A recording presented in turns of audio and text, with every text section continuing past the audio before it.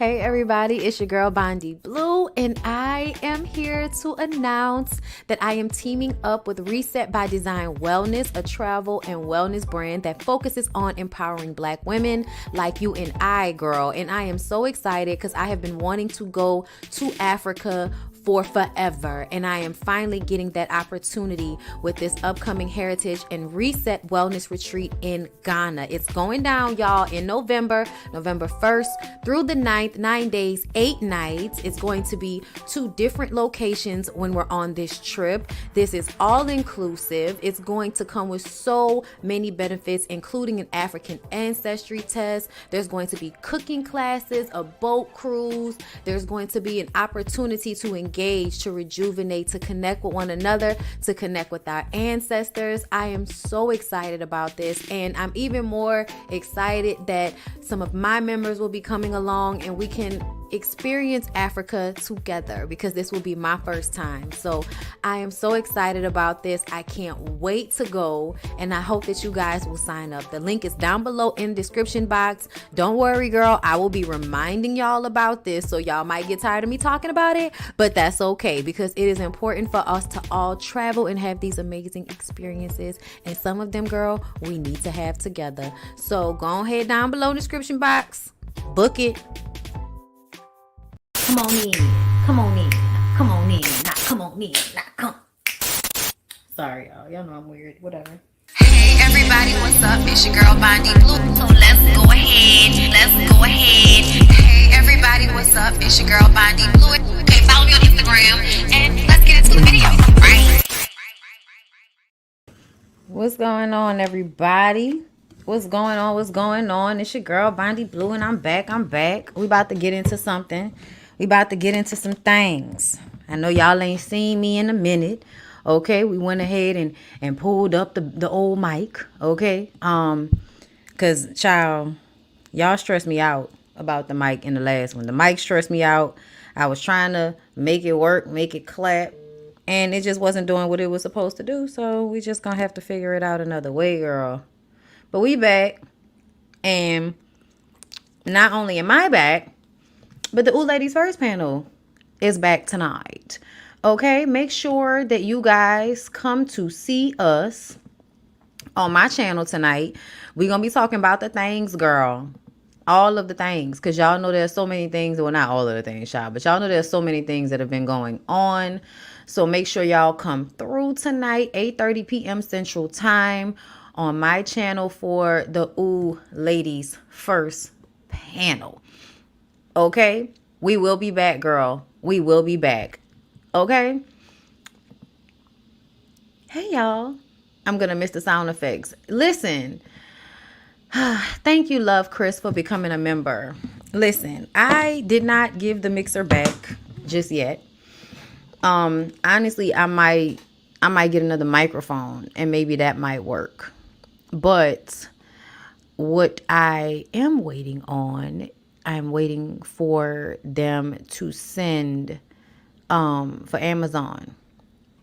I'm waiting on Amazon, girl. I'm waiting on Amazon to send me another cable. And oh yeah, once I once I get the cable, then I think we'll be good. Hold up. Too bright. Okay. But yeah, once I get the new cable, hopefully I'll be able to hook this mic up to the mixer. And once we hook this mic up to the mixer, then we'll be able to see what it's really hitting for, girl. We'll be able to see if the mic needs to be sent back or is the issue with the mixer. You know, we'll be able to gauge that situation. But can y'all do me a favor in the comments? I see y'all what's going on. Hey. I'm trying to see, are y'all hearing me good? Are we having any issues today? Or are you hearing me as it sounds coming out of the mic, which is good, okay? Yeah, girl, okay, my natural hair is back, okay? It is growing. It won't be here for long because I'm getting my hair done tomorrow. So it won't be here for long, girl. Don't worry, okay? All right. We're clear. We're good. Okay, so let's go ahead and get into last week's Toya and Reginae first. And then we're going to get into Love and Hip Hop Miami. And then we're going to finish off with Erica Mena's bullshit apology that she sent to the girls. Okay? In my mind, I'm like, girl, what took you so long? What took you so long to issue the apology? Like, why it took so long? What was that about? You're weird. You're weird. You could have came out and apologized to the black people expeditiously, but you decided to wait on it. You decided to wait in order to lose another job. Always playing yourself, Erica. Always playing yourself. Okay, listen. I'm mad that I can't play the womp womp womp. I'm so sad that there is no way for y'all to hear the womp womp womp that's happening right now. Okay, but yeah, y'all. Toya and Reginae. Okay, because they have a new episode that comes on tonight. So let's go ahead and get into one from last week. All right, child, listen. Girl. All right. So Toya and Reginae. The episode started off where the last one left off, which y'all know was Beatty, all right, which is Toya's little sister. Her girlfriend, Mel, was down to Miss Anita's birthday party, and everybody just decided that they wanted to take this time to gang up on Mel and tell Mel that they don't appreciate the way she treating Beatty. Beatty in love with you, and you not in love with Beatty. It felt like you using her because you know how she feel about you, and you don't feel the same way about her because you weren't about some dick. Okay, is what it was given. But I just kind of felt like I don't understand why everybody had to go in on that lady at one time. Like, she handled herself better than a lot of New Orleans girls would have handled themselves, because y'all was low-key doing a lot. Y'all, you know what I'm saying? I don't like you. Okay, Reginae. Like, you don't even know me, lady. But okay, like, if you want to do all of that, if you want to say all of that, you know, and then Toya like, and then you say it's something about my little girl. Okay, no, don't bring that up, because you should have checked that then. You should have checked that then. If you didn't already checked it, then what we talking about it for? You know, it just kind of felt like, let's pile on. And if you was going to pile on, you know you was going to get a negative response. You know what I'm saying? So it just kind of felt like everybody could have just chilled a little bit during this scene. Okay, so Toya screams for them to cut the cameras. Cut them up the cameras. Okay, Reginae is walking out all upset with her purse. I'm like, girl, where you going? It's your grandmother's birthday party. Like, you leaving because Mel and Beatty are there? Like, girl, really? Okay. Danielle talks to Beatty and Mel. Beatty is trying to hold Mel back because Mel is like really upset and hot after everything that has transpired. Beatty is finally seeing that Mel doesn't feel the same way about her as Beatty feels about Mel. And basically now their relationship, their bond, their love affair is over. I can't stand when people use like we have a bond. Girl, stop saying we have a bond. You don't have a bond. You like that girl like you, but you like that girl more than that girl like you. That girl like something, okay, better than she like you. So it is what it is. That's unfortunate. You know what I'm saying? But that's a her problem. That's not a you problem. Life is an experience. And it's just taught you a lesson. It's taught you two things. It taught you that you really like women. And some of these hoes ain't shit. Lessons to learn in life. You also learned another lesson, but I don't think you actually learned that lesson. Speak up for yourself. Honor your own feelings. Stop dishonoring yourself for anybody. Don't dishonor yourself for no weird looking ass dude. Don't dishonor yourself for no weird looking ass girl. You know what I'm saying? Okay, that's doing all this extra shit with her facial expressions. Like, any of the girls that actually act the way Pretty V pretends to act. Y'all know how Pretty V pretends to be like the very infantilized version of a ghetto girl. You know what I'm saying? Like, she suck her thumb. She's standing there like an angry fucking toddler. You know what I'm saying? Like, and she poke her tongue out. I mean, she poke her bottom lip out. You know, I know, or whatever. I hate that. Like, that be working my nerves. Like, stop acting like that. You're an adult. You're a grown woman. Like, get it together. Okay. But Pretty V does it on, you know, a comedy tip. But there are some girls that actually act like that. And Mel was kind of giving that. And it's like, girl, you don't need to be self-sacrificing or dishonoring your feelings and what you need in a relationship for nobody like Mel. Just charge it to the game. Okay. Charge it to the game. Everybody settles down. Okay, Beatty, I think stayed. I honestly think that Mel and Beatty might have stayed, but I don't know.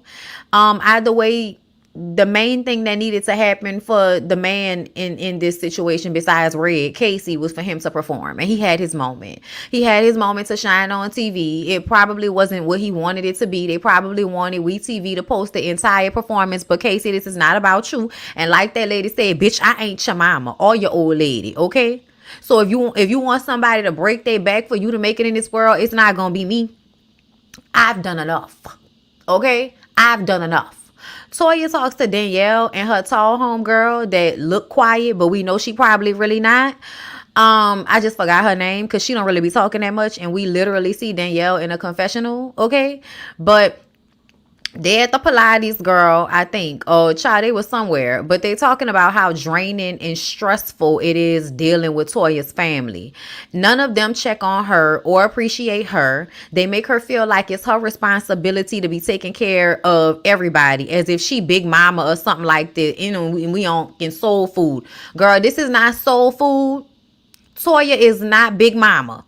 Okay, that lady is barely into her 40s for real. So I don't understand why everybody has, I mean, they always, I understand. I do understand.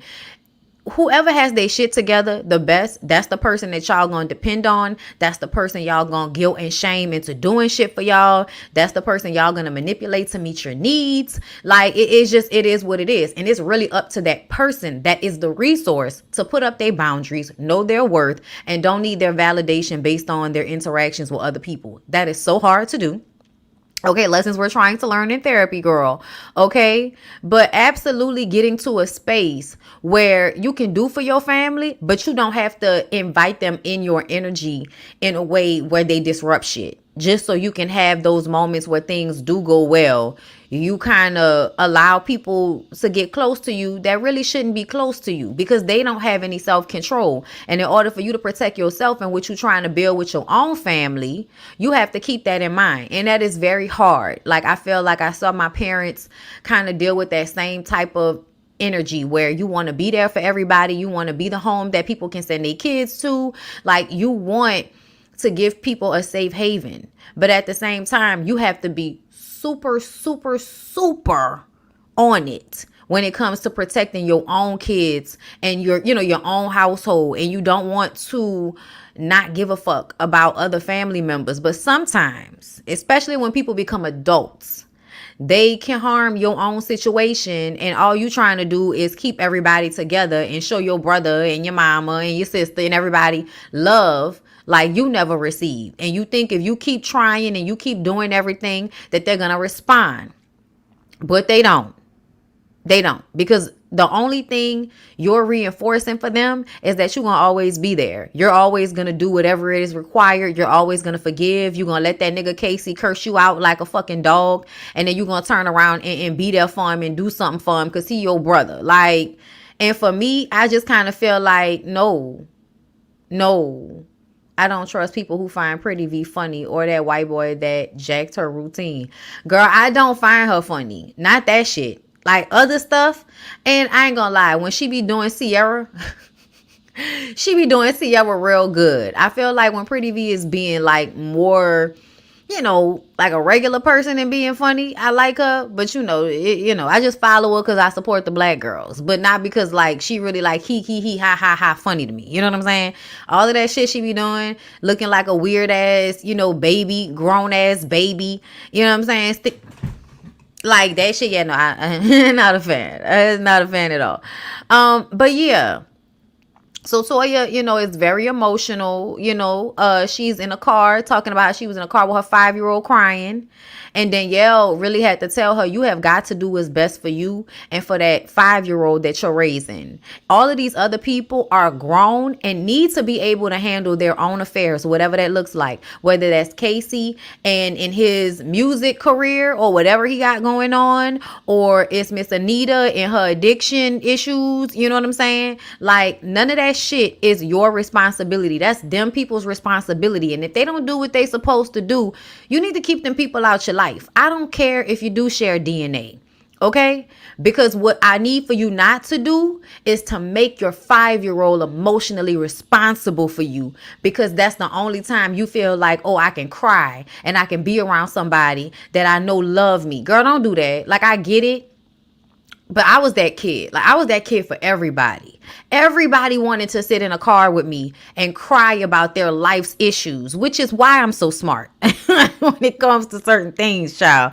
Believe it or not, it's because a whole bunch of grown people used to talk to me like I was an adult about their lives. And I just kind of would surmise and, you know, at some point understood all of that going back and forth, complaining about the same shit over and over again. That is exhausting. At some point, you are putting yourself through that. You are choosing to be unhappy. You are choosing to allow somebody to disturb your peace, and I can't keep going down this hole with you. You got to do this on your own, okay? And that's because at a young age, people was in a car crying with me. Okay, so when I say this to Toya, baby, listen to us. Protect your child, but really, like, protect her from watching you overextend yourself for other people, because you're gonna create the people pleaser inside of her. You're going to create the young girl inside of her that's going to be trying to do everything to hold everybody together, everything to keep the peace. And that shit is exhausting, and it should be nobody's responsibility. It should not be all on one person to be sitting up there trying to fix everything, trying to keep everybody happy and all of that shit. That's how you turn into an entertainer. Okay? That's how I turned into an entertainer. Okay? It was because as long as I'm making people laugh, or as long as I'm making people feel good, or as long as the energy is light, maybe we can keep shit from getting real hectic around here. It's getting kind of hectic. But that wasn't my responsibility. But that's what I felt like I should be doing. Trying to make the situation less strenuous, to the point that by the time I become a teenager, I'm so mentally and emotionally in tune with my people. I know when my daddy is about to get mad before he even gets mad. He could not even be talking to me, and I could just feel the energy building on the inside. Like, I could just feel it. And I'm looking at my niece and my nephew like, y'all, please just go in the back, because your grandpa is about to act like an asshole. So can y'all just go in the back? Because I can feel it happening. You know what I'm saying? So yeah, like, and that's too much anxiety. It's too much anxiety to be paying attention to other people's emotions and feeling so much that you sometimes don't even know how you feeling, because all you feeling is your parents' feelings. So be careful of that, people with children, because I know it is so easy for you to feel like you're safe to cry and kind of like let shit go around your daughters or your young kids and all of that. For them, oh, mommy, don't cry, makes you cry even more, but makes you feel loved by somebody. Yeah, I know that's great and everything, but those little people are still little people. And you are literally teaching them how to be so in tune with your emotions that they're probably gonna like care more about your feelings than their own at some point. Don't do that, okay? It's not on purpose, but it's what happens. Okay? Because your kids love you. So when they see you in pain, the natural response is to try to like fix it or make you feel better. That becomes a pattern. When that becomes a pattern, they start to do that in other ways in their life, and they'll do that in their relationships. Look at Reginae. Like, we gonna have to discuss Reginae. And let me tell y'all something. Any of you weird ass Armand fans, I didn't even know that people would be negative in that last review, because it really be on a therapy tip when I talk about this show. But let me tell y'all something. I want you hoes to say something when I'm on the live. Stop waiting for me to get off live and then commenting and hoping that I see your comment. Say whatever bullshit you gotta say to me when I'm on live. That's why I do live, so you can talk shit to me somewhat to my face. So the next time you got something to say, and you want to come at me because you didn't like what I said, because you a fan of this dude, okay?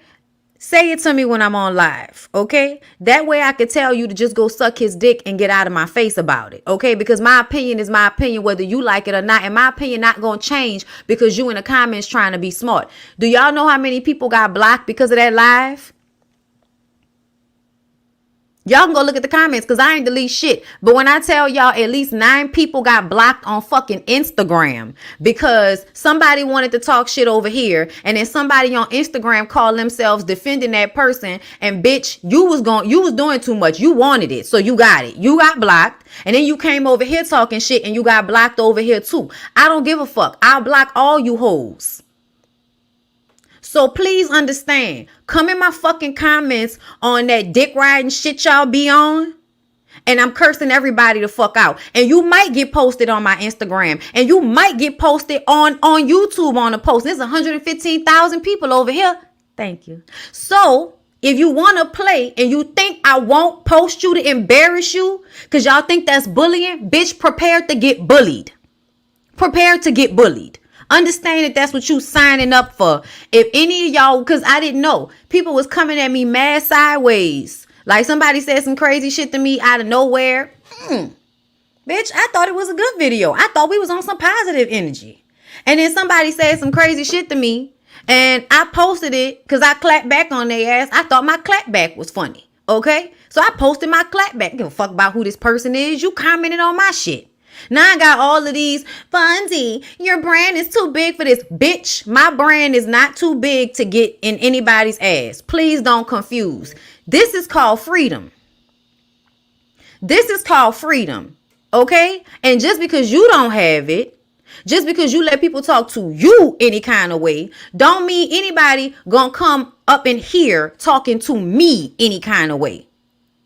I don't have to let shit roll off my back. I don't have to ignore your comment. I don't have to just block you and move on. I don't have to not be aggravated. I can say whatever the fuck I want to say. I could curse you out for 3 hours on live if I feel like it. I really can.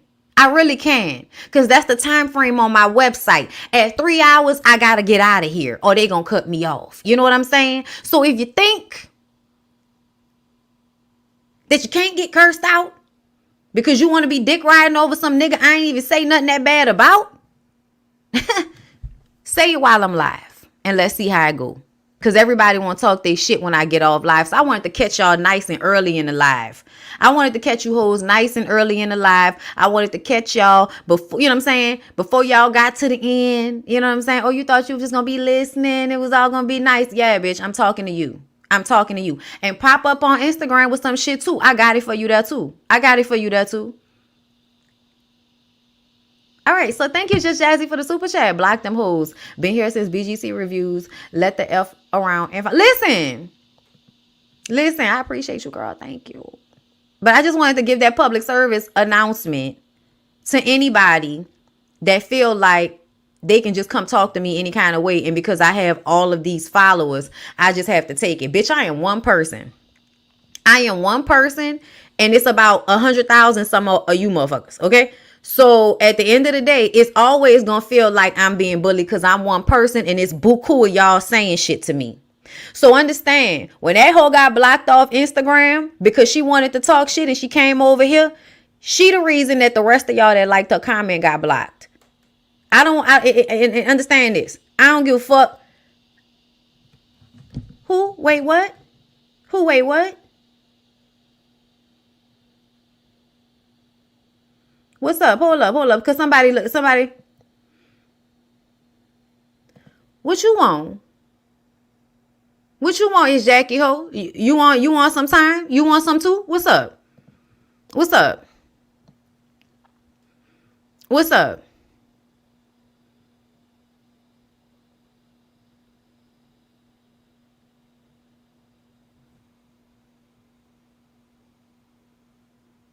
Girl, what?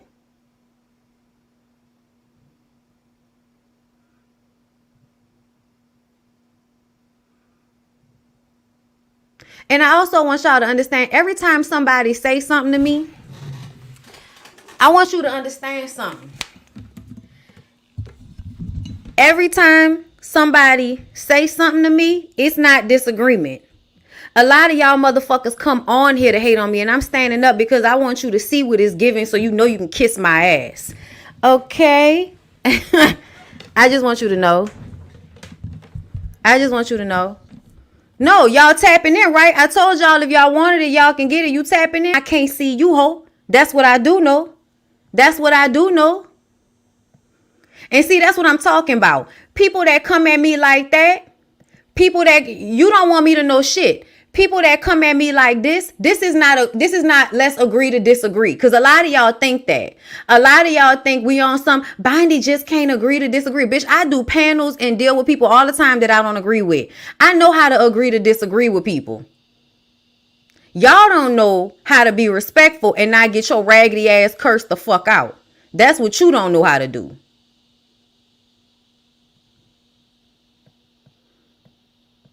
That's what you don't know how to do. Girl. Girl, listen. Y'all act like y'all don't like me to curse people out, but y'all know y'all like me to curse people out.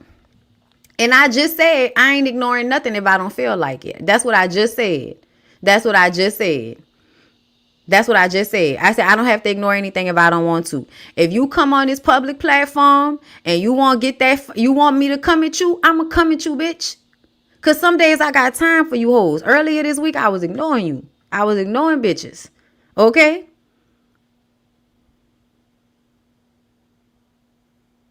But you must want to know, because what? You want me to put something on your forehead? Cut it out. Okay? Stop fucking playing with me. Anyway,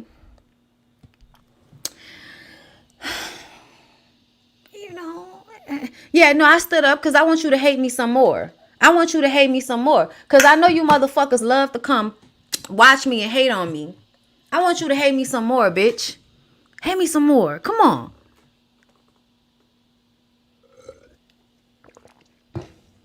This why my shit be members only. Because, you can't be on. And sometimes people be on members only on bullshit.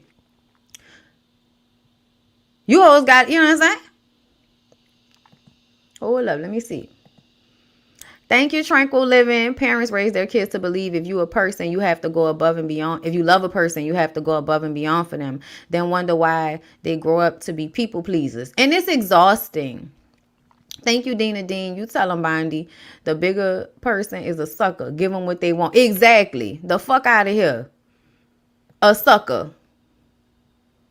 Okay. Don't tell me to block and move on. I'll take my time if I feel like it. I'll take my time if I feel like it. That's what we don't understand today. That's what we don't understand today. Nobody's telling me what the fuck to do up here. I'm gonna do what I want to do. Okay? People, thank you, Remy, for the super chat. People think they can say whatever they want and you have to respond with grace. Fuck out of here. Exactly. Come on. Part of my therapy is cussing y'all the fuck out. That's a part of my therapy. Get that shit off. Okay. Hey, if it feels too stressful for you, you know what you can do. You can come back later. Okay. But I'm not about to sit here and let people talk to me crazy if I don't feel like it. I'm in the mood to clap. So clap. And you got clapped. It's all. Thank you, Chelsea, for the super chat. Okay. Listen, I'm keeping it cute. Okay. But anyway, I'm going to say what I want to say. I'm not doing this with nobody. I really don't care. Like I said, whoever wanted can get it. Okay? So, where was I before I decided to curse y'all out? Hold up. Hold up. Do either or. I don't really care.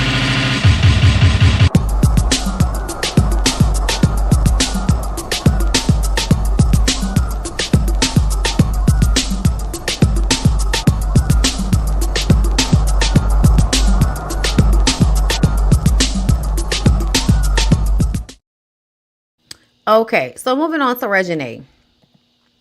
So, y'all, I'm going to just keep it a buck. I don't like the way Reginae engages in her relationships. And I get it. You know what I'm saying? What's going on, Rainbow? Thank you for being a member for a month. Bondy got time today, tomorrow, and the next day. Fuck out of here. Eat them up, sis. Thank you. Okay, I don't know why y'all think a bitch supposed to be getting bullied all the time. Okay? I really don't like the way Reginae is in her relationships. I'ma just tell y'all that. Are y'all seeing and hearing me clearly? Because I see my live is dropping down. It could be because I pissed a whole bunch of y'all off. I really don't care. I just want to make sure it's not an error. I really don't care. Because, you know, we just not doing that today. I'm not in that spirit today. April Go, thank you for the super chat. Telling people what to do on their platform is so weird. What's wrong with people? Child, they ain't got one. They ain't got one. That's what's going on. Okay, y'all. Okay, Kelly, thank you for that. So, Reginae. The way Reginae engages in her relationships bothers me. Her and her homegirls go painting. They talk about Beatty. They feel bad for Beatty. But they move on to Armand and how they aren't communicating and they're not understanding each other. And I get all of that. But to me, I feel like Reginae wants more than what he's able to give her at this time. And I feel like even though, not Beatty Child, Reginae got her jobs, all that shit. Her new movie, The Boxed In 2 just came out on Peacock. Y'all should check that out. I started it and didn't finish it, so I got to go back and finish it. But she does good in that movie. They need to do better with their fighting scenes because the fighting isn't given as realistic as we've seen in boxing movies. And I know y'all trying to like protect the cute little girl's face and all of that, but I really need y'all to do a little bit better with the punches and all of that in that movie. But it's good though. You know what I'm saying? It's good acting going on. The first one had me glued in the whole time. Okay. But even though Reginae has all of these things going on for herself, I still feel like she gets so wrapped up in her relationships in a way that's codependent. And I want her to work that out for herself. She's so smart. You know what I'm saying? She really is. Like, as a young woman, she really is getting her shit together a lot quicker than a lot of other young women. So I feel like she has the capability, but I got to call it how I see it. Yes, her abandonment issues with Wayne plays in her relationships. And I feel like she's always overdoing it with these relationships. And because everybody is so conditioned to be codependent in their relationships, when you see Reginae being codependent and doing too much with Armand, y'all just act like, oh, that's just the way she is. No, she needs to be on somebody's therapy couch once a week or twice a week because y'all can afford it, working out her abandonment issues with Wayne. Because I feel like we saw it with Wayne. We saw the way every time somebody says something about Lil Wayne, she was getting online to argue with those people. And I just kind of felt like she was always defending him and trying to show up for him, thinking that eventually he was going to show up for her in that way. And that's not to say Wayne hasn't been in his kid's life, because we know he has. But we also know you can only do so much when you are somebody like Lil Wayne that does tour a lot, that does travel a lot, that, essentially has 11 children and can only split themselves up so many ways. You also know that Lil Wayne probably gets in his moods and his attitudes where he don't feel like being bothered with anybody. And now the girl child that's, his oldest child that's looking for validation and love and attention, she could never really get it from him. I feel like we watched that happen on television. So now to watch her try to hold on so tight to her relationships, it just breaks my heart for her, because I feel like I know that she really doesn't know or feel any other way to be, but she needs to. She needs to, because what she's doing is making people in her life too much of her center. You got to be your center, not just your career. You have to be your center. And when you expect more from a person than they can really give, and then you just keep trying and keep doing and keep going, you know what I'm saying? Just keep pushing and keep trying. Like, I just kind of feel like you're only going to end up hurting yourself. You only going to end up looking to a person to fill a hole that they can't fill. Armand cannot fill that hole for her. Like, he just can't. He can't fill that hole for her. And I feel like as soon as she figures that out, she'll be so much better off in any relationship that she's in. And it's not that Armand is a bad guy, y'all, but Armand is young, he's nice looking, and he's famous, which means that he probably doesn't have the discipline to do what needs to be done at this age in order to be what Reginae is requiring of him. And that's because they're both young. And they both don't have the life experience to really be able to be with one person. They don't. And I think the idea that they're going to be in a monogamous relationship at this point in their lives is really kind of delusional. I'm sorry. It feels delusional. It feels like he'll be in a house for a little while and then he'll go out, and do whatever, and he won't answer the phone and she'll cry and he'll say, I'm sorry. They'll probably go through a pattern, or he'll get better at hiding his shit. But to me, it just seems like he is too young, too attractive, and too famous to be in a monogamous relationship that is going to fill the hole that Reginae got going on. You know what I'm saying? Because I feel like it's a hole that was made by her paw. So it's not something that any man, any boy is going to be able to fix. You know what I'm saying? Right. She is the first child and the only girl. She has been in the public eye since she was a kid, and then came in the other siblings. She never had her dad 100%. Yeah, I can see some abandonment issues. Absolutely. Absolutely. And I feel like y'all, if you ever go back and watch like the reality shows that she used to be on, you could see it. And you could see it online. Anytime somebody says something about Wayne, here she come fighting on his behalf. And it's like, girl, you shouldn't even have to do that. You shouldn't even have to fight on his behalf. And I know why you're doing it, but you shouldn't have to. You know what I'm saying? You shouldn't even feel like you got to fight your dad, your grown ass dad's battles for him in any type of way, on any level. You know what I'm saying? You the little girl, you the child. Just your existence is the proof that somebody did something good, as long as you taking care of yourself. So don't even, you know what I'm saying? Don't even give people online all of that energy when they got something to say about your daddy, because they always going to have something to say about your daddy, and you don't need to be an attack dog for him. She stopped doing that. So I was glad that she, we haven't seen her online doing that as much. But yeah. Thank you, Z, for becoming a member. I appreciate it, love. No, she's not asking for anything extraordinary. But what I'm saying is, you dealing with a person that don't have the capability to give you what you asking for. And it's not because she's asking for anything extraordinary. It's the energy. It's not even just that one instance. It's the energy. And I'm only commenting on it because I understand it personally. I understand what it's like to have the feeling of, I'm just asking for this. And really, you asking for so much that a person can't really give you, because you asking for them to validate you and make you feel whole. And they can't do it. They can't do it. When he didn't answer her phone calls, y'all, as much as that bothered her, she should have been able to go back to her life. Don't blow his phone up. Don't make no big ass moment about it. Okay, you're not answering. That must mean you need time. And then you move accordingly. But what you don't do is obsess and internalize him not being able to communicate with you. And that's when I said, I feel like the nigga was doing whatever it is that she think he was probably doing. Because why you didn't answer the phone? Why you didn't answer the phone? Because I think he was doing something he probably wasn't supposed to be doing. You know what I'm saying? And I think it's just because he could. Just because he could, just because he's attractive, just because them girls gonna throw the pussy at him, just because he's now away from her and away from the codependency of their relationship, which he may enjoy from time to time. But something tells me he needs to get away from her sometimes so that he can do his own thing. Because when they're together, it's them together. And, it is what it is. They are very young. But I think she needs to be in therapy, because I think she's always searching for the relationships that she's in to validate her and to make her whole. And it's not her fault. That's what everybody does. But she's already tapping on being better and learning, to break some of these traumatic cycles that we go through as young women. And I just want her to push a little bit harder to not always be so available for these niggas. Emotionally, mentally, stop giving everything over to somebody just because they got good dick and a nice smile and they not a bum. She is in therapy. Okay, well, I don't know her life and they haven't shown us that. But she needs to be in therapy like more often.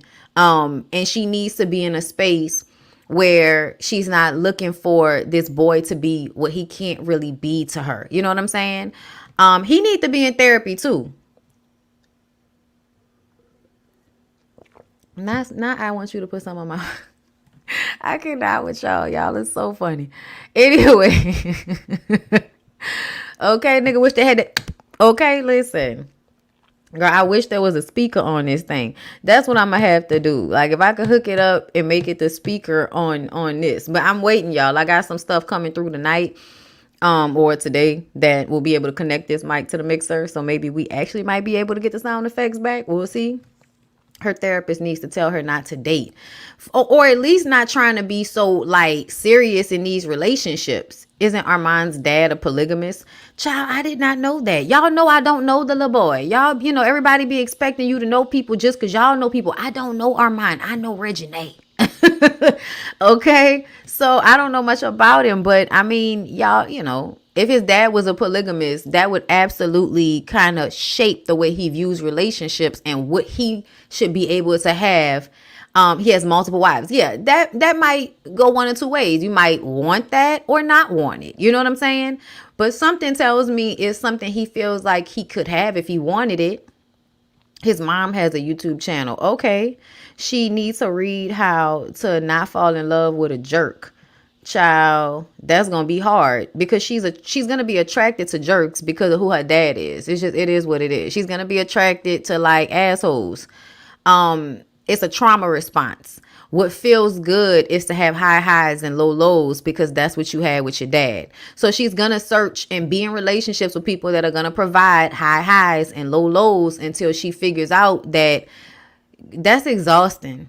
It's exhausting and it depletes you. Listen, we be over having a good time. If you don't like what's being said, go somewhere else, please. We have good conversations over here. Okay? Child, we get into it.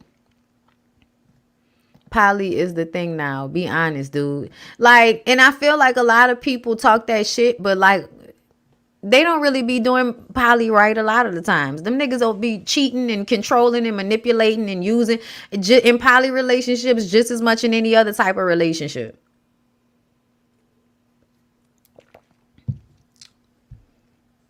Wasn't Wayne and Toya like 15 when they had her? The best thing that ever could have happened was Wayne blowing up and providing them a better life platform for success. Yeah, that's one part of it, but it also provides abandonment issues when your father's never really around and everybody validates your father being the best rapper alive. I'm pretty sure that bleeds into him being an asshole. And then you know, because people like that, their lives are all about themselves. So can they ever really make it about their children or somebody else? Probably not, which makes it so hard for you to have, good relationships when you do have a parent. Y'all really think that, success and having money is everything, and it's not. It helps, don't get me wrong, but there are still a lot of things that happen that need to be, talked about. Things we need to unwrap ourselves from, things we need to be in therapy for, because no matter how, our parents have good intentions for whatever they have good intentions for, they still hurt us. They still traumatize us. It is what it is. And then we have to deal with those things, regardless to what their intentions were or what money and access they provided us. And that money and access also should provide, counseling and therapy, long term, to deal with the things that come, especially from having a famous father, that's a lot of pressure. That's a lot of eyes on you. That's a lot to have to work through in front of everybody. And then to have a father that I feel like is disrespectful to women as a whole. Like, you can say whatever you want to say, but Wayne and a lot of other rappers, like, they promote being disrespectful to somebody's daughter. And then they have a daughter and the world will disrespect their fucking daughter. And a lot of the times they will never, I don't think I've ever heard Wayne come out online or in any capacity to defend Reginae. The only time that might have happened was when DJ Academics got out of pocket. I'm not sure. I can't remember. But I just kind of feel like I've never seen him, get online and defend his daughter or say anything about what's been said about her. But anytime somebody was saying something, she was hopping online to argue on his behalf. To me, it gives, everything has to be poured into him. Yeah, he can shell out money. And y'all can come over for Christmas and, whatever. But essentially, she doesn't have access to him the way she wishes that she did. She doesn't have access to him the way she got access to her mom or even Red for that matter. And I'm sure she's gotten to a point where that's the norm, but it doesn't mean it doesn't hurt. You know what I'm saying? Thank you, Jeremy Speaks, for the super chat. Your lives are really therapeutic. You really give such solid wisdom and advice, and you taught me so much that really helped me to become a better man and break my inner misogyny. You're the best. Thank you, Jeremy. I appreciate that. It's a nice picture, sir. Thank you. I appreciate you saying that. Because, people be in here trying to play me like I ain't giving them the best I got. Like I'm Anita Baker or some shit. Anyway, so Reginae has a fitness apparel line, which y'all know the girl's body is bodying. So, okay, get into it. And then she met up with Zonique, and Zonique has her candle line. Yeah, I love the fact that they're both still friends. Yes, they are deeply male identified with problematic fathers. But that's what they can bond with. And the fact that they've had this relationship for so long, I love it for them. Okay. So they talk about both of their businesses. Reginae is looking for like a storefront or something like that. Or just somewhere to house all of her, all of her product. Like, girl, you don't drop ship? I'm about to get into drop shipping, girl. Anyway, she tells her about how Armand wasn't paying her no mind. And, they got into it and it blew up. And she's still looking for space. But she does want to work it out. Or he wants to work it out. Child, I don't remember which one it was. But again, every scene, even though she has all of this other stuff going on, that's weighing down so heavy on her. That relationship is weighing down so heavy on her. And I feel like we really enjoy the good times we have with people. But when they can affect us and bring us down like that, I think sometimes we need more space than we want. For real. I think she needs way more space. Like, I think she needs to get away from him for a long enough time that her emotions can recalibrate. Because once her emotions recalibrate, then she can decide if she really wants to try to work it out or she doesn't. And I think a lot of times because we feel like we want to be around somebody, like we want to get back to the good times, like we want to get back to the good dick, like whatever it is, we will go back to them sooner than we really should. We really should give it time. And it's not to punish them. It's to give ourselves the time to recalibrate our emotions so we can think clearly. Because when you thinking about dick and you getting, and your pussy jumping because you're thinking about the last time a nigga wore you out. Okay, that's hard to contend with. When you're thinking about the heightened emotions from whatever the situation is, it's hard to think clearly. That's why you got to give yourself time, back away from the relationship, kind of be on your own, focus on your own shit. Honestly, I think a lot of women, when they go through this, they should give themselves a time frame. Space, no real communication, no seeing a person, and absolutely no fucking them. Give yourself about, I would say, 2 months. I want to say 3, but I'm going to just say 2 months. Give yourself 2 months and see how your emotions are and how you're thinking about the situation. Because a lot of time, the more space you get from somebody, the more you feel like that motherfucker was really trying to play with me. You know what I'm saying? That motherfucker was really trying to play with me. And when you are so fresh off the emotions, you don't always see it that way. I miss them. Girl, you need to back away and let the dick juice drain from your brain so that you can be clear on if you want this person because they're actually good for you, or do you want this person as a trauma response because they really triggered your inner child that needs validation from some nigga. Girl, we all got that problem. I was thinking 6 months. Listen, honestly, child, whatever the time frame y'all was together, cut it in half. You need about that amount of time to back away from the situation, to feel your own emotions and not just all of the calamity from whatever the situation was. But anyway, child, moving on from there. Reginae and Beatty meet up and she apologizes for going at Mel, but she really was thinking about Beatty. Were you projecting your own issue onto their issue? Because that's what it felt like, really. They discussed their clothing line together called Time Girl. It's the best of both worlds. Reginae really wasn't involved with the business. She was just kind of like the face and helped the brand along. Beatty wants to get new inventory on top of the old inventory that they have to sell. But it seems as if because Reginae has so much shit going on, she doesn't really feel like she wants to do that. She does want to sell the old stuff that they have, but she doesn't want to really get into doing anything else with Beatty right now. And I don't know what that is. But to me, I feel like Beatty, you are on the show now. You have the platform. I feel like Beatty has 100-something people following her on Instagram. Girl, this is the time. Okay, you can do this yourself. You really don't need her for it. She can just be a model. Make your own clothing line. Take it over and do your own thing and just send the clothes to her and be like, bitch, take the pictures and send the pictures to me. And I'll send you, your your percentage or whatever. Make it easy on yourself. But either way, I feel like once Beatty finds out that Reginae doesn't really want to do new product with her, she's gonna like feel discouraged. And I feel like Beatty needs to stand up for herself. She another one that needs to be in therapy. Girl, everybody, but specifically people from New Orleans. Like specifically people from New Orleans who, you know, had parents that was on drugs, abusive, child, just in general, black parents, period, child. Because black people be like having all of those racial things to deal with, and then the only place they have power is in the dynamic with their children. And a lot of the times they take advantage. I do. I feel like when parents back in the day were scratching and surviving good times, you know what I'm saying? I think that whatever their interactions out in the world that made them feel powerless as black people, they then come home and take that shit out on their kids and get the power in the only place that they can. You know what I'm saying? Which is with the children or the wife or whoever in the family dynamic that needs them and loves them. You know, it reminds me of that conversation with Nikki Giovanni. And the other poet, y'all know who I'm talking about. And she was like, lie to me like you lie to that white man. You know what I'm saying? You come home and I get the worst of you because I'm the one that loves you the most.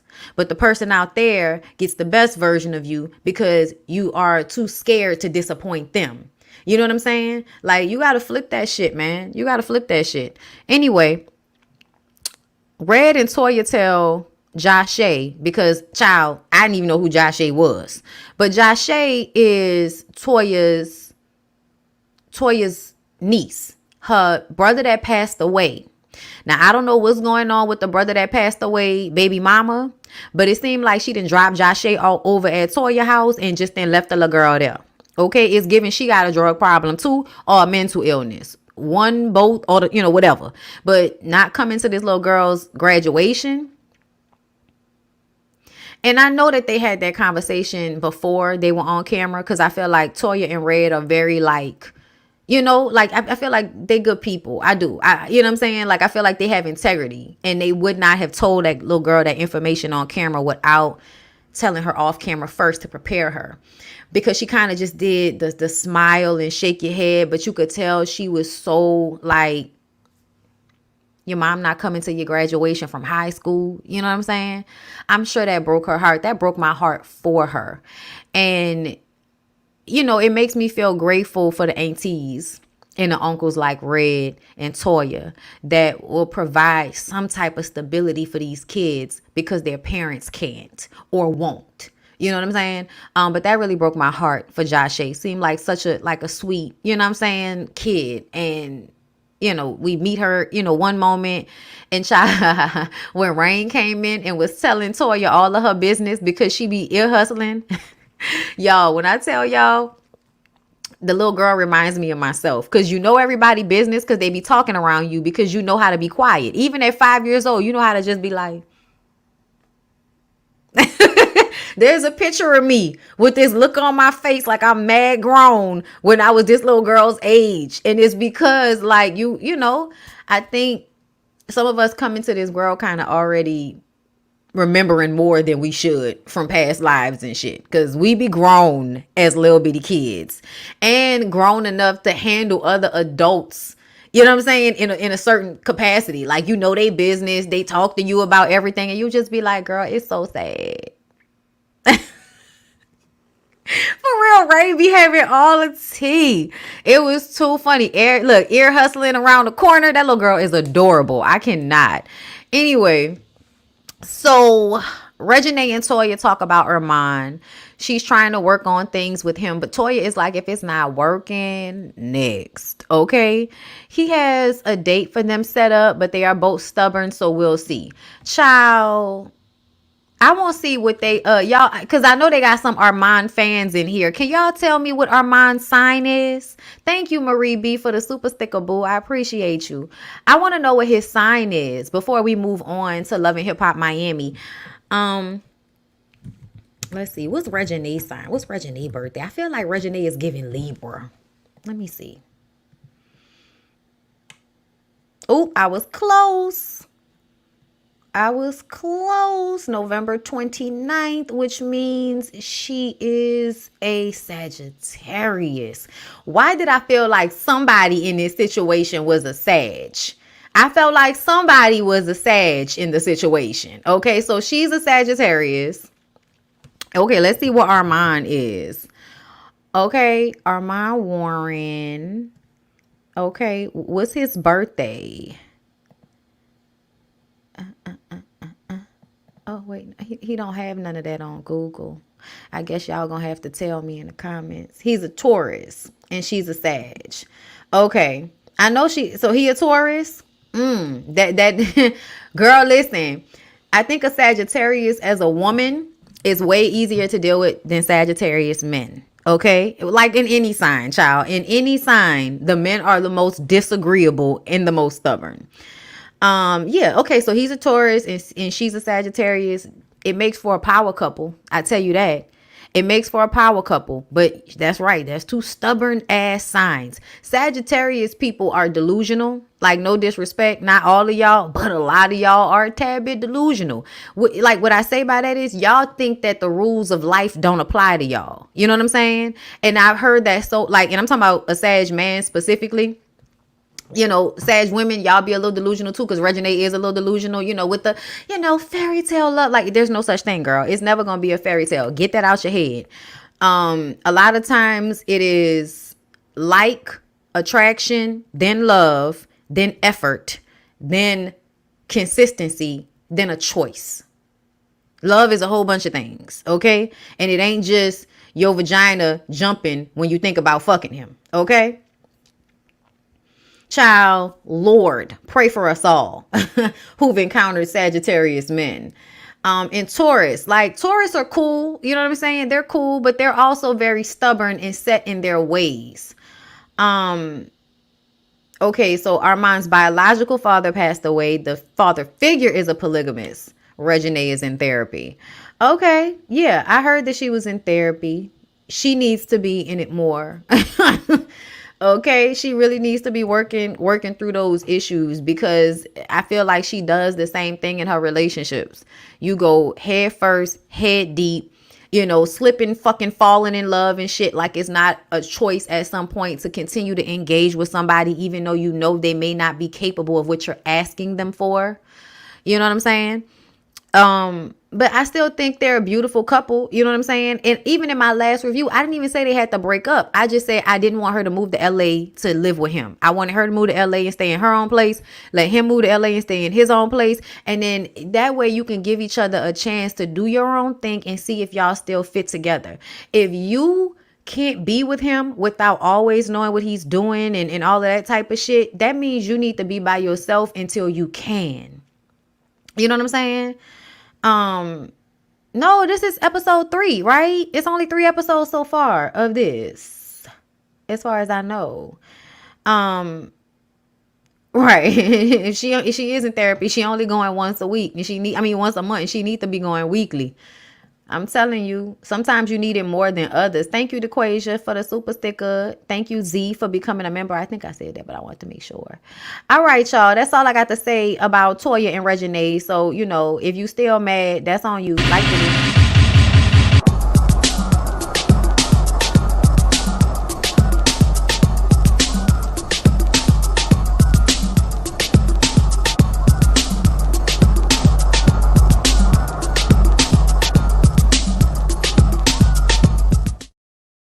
I got that in my system. Thank ya. Okay, listen.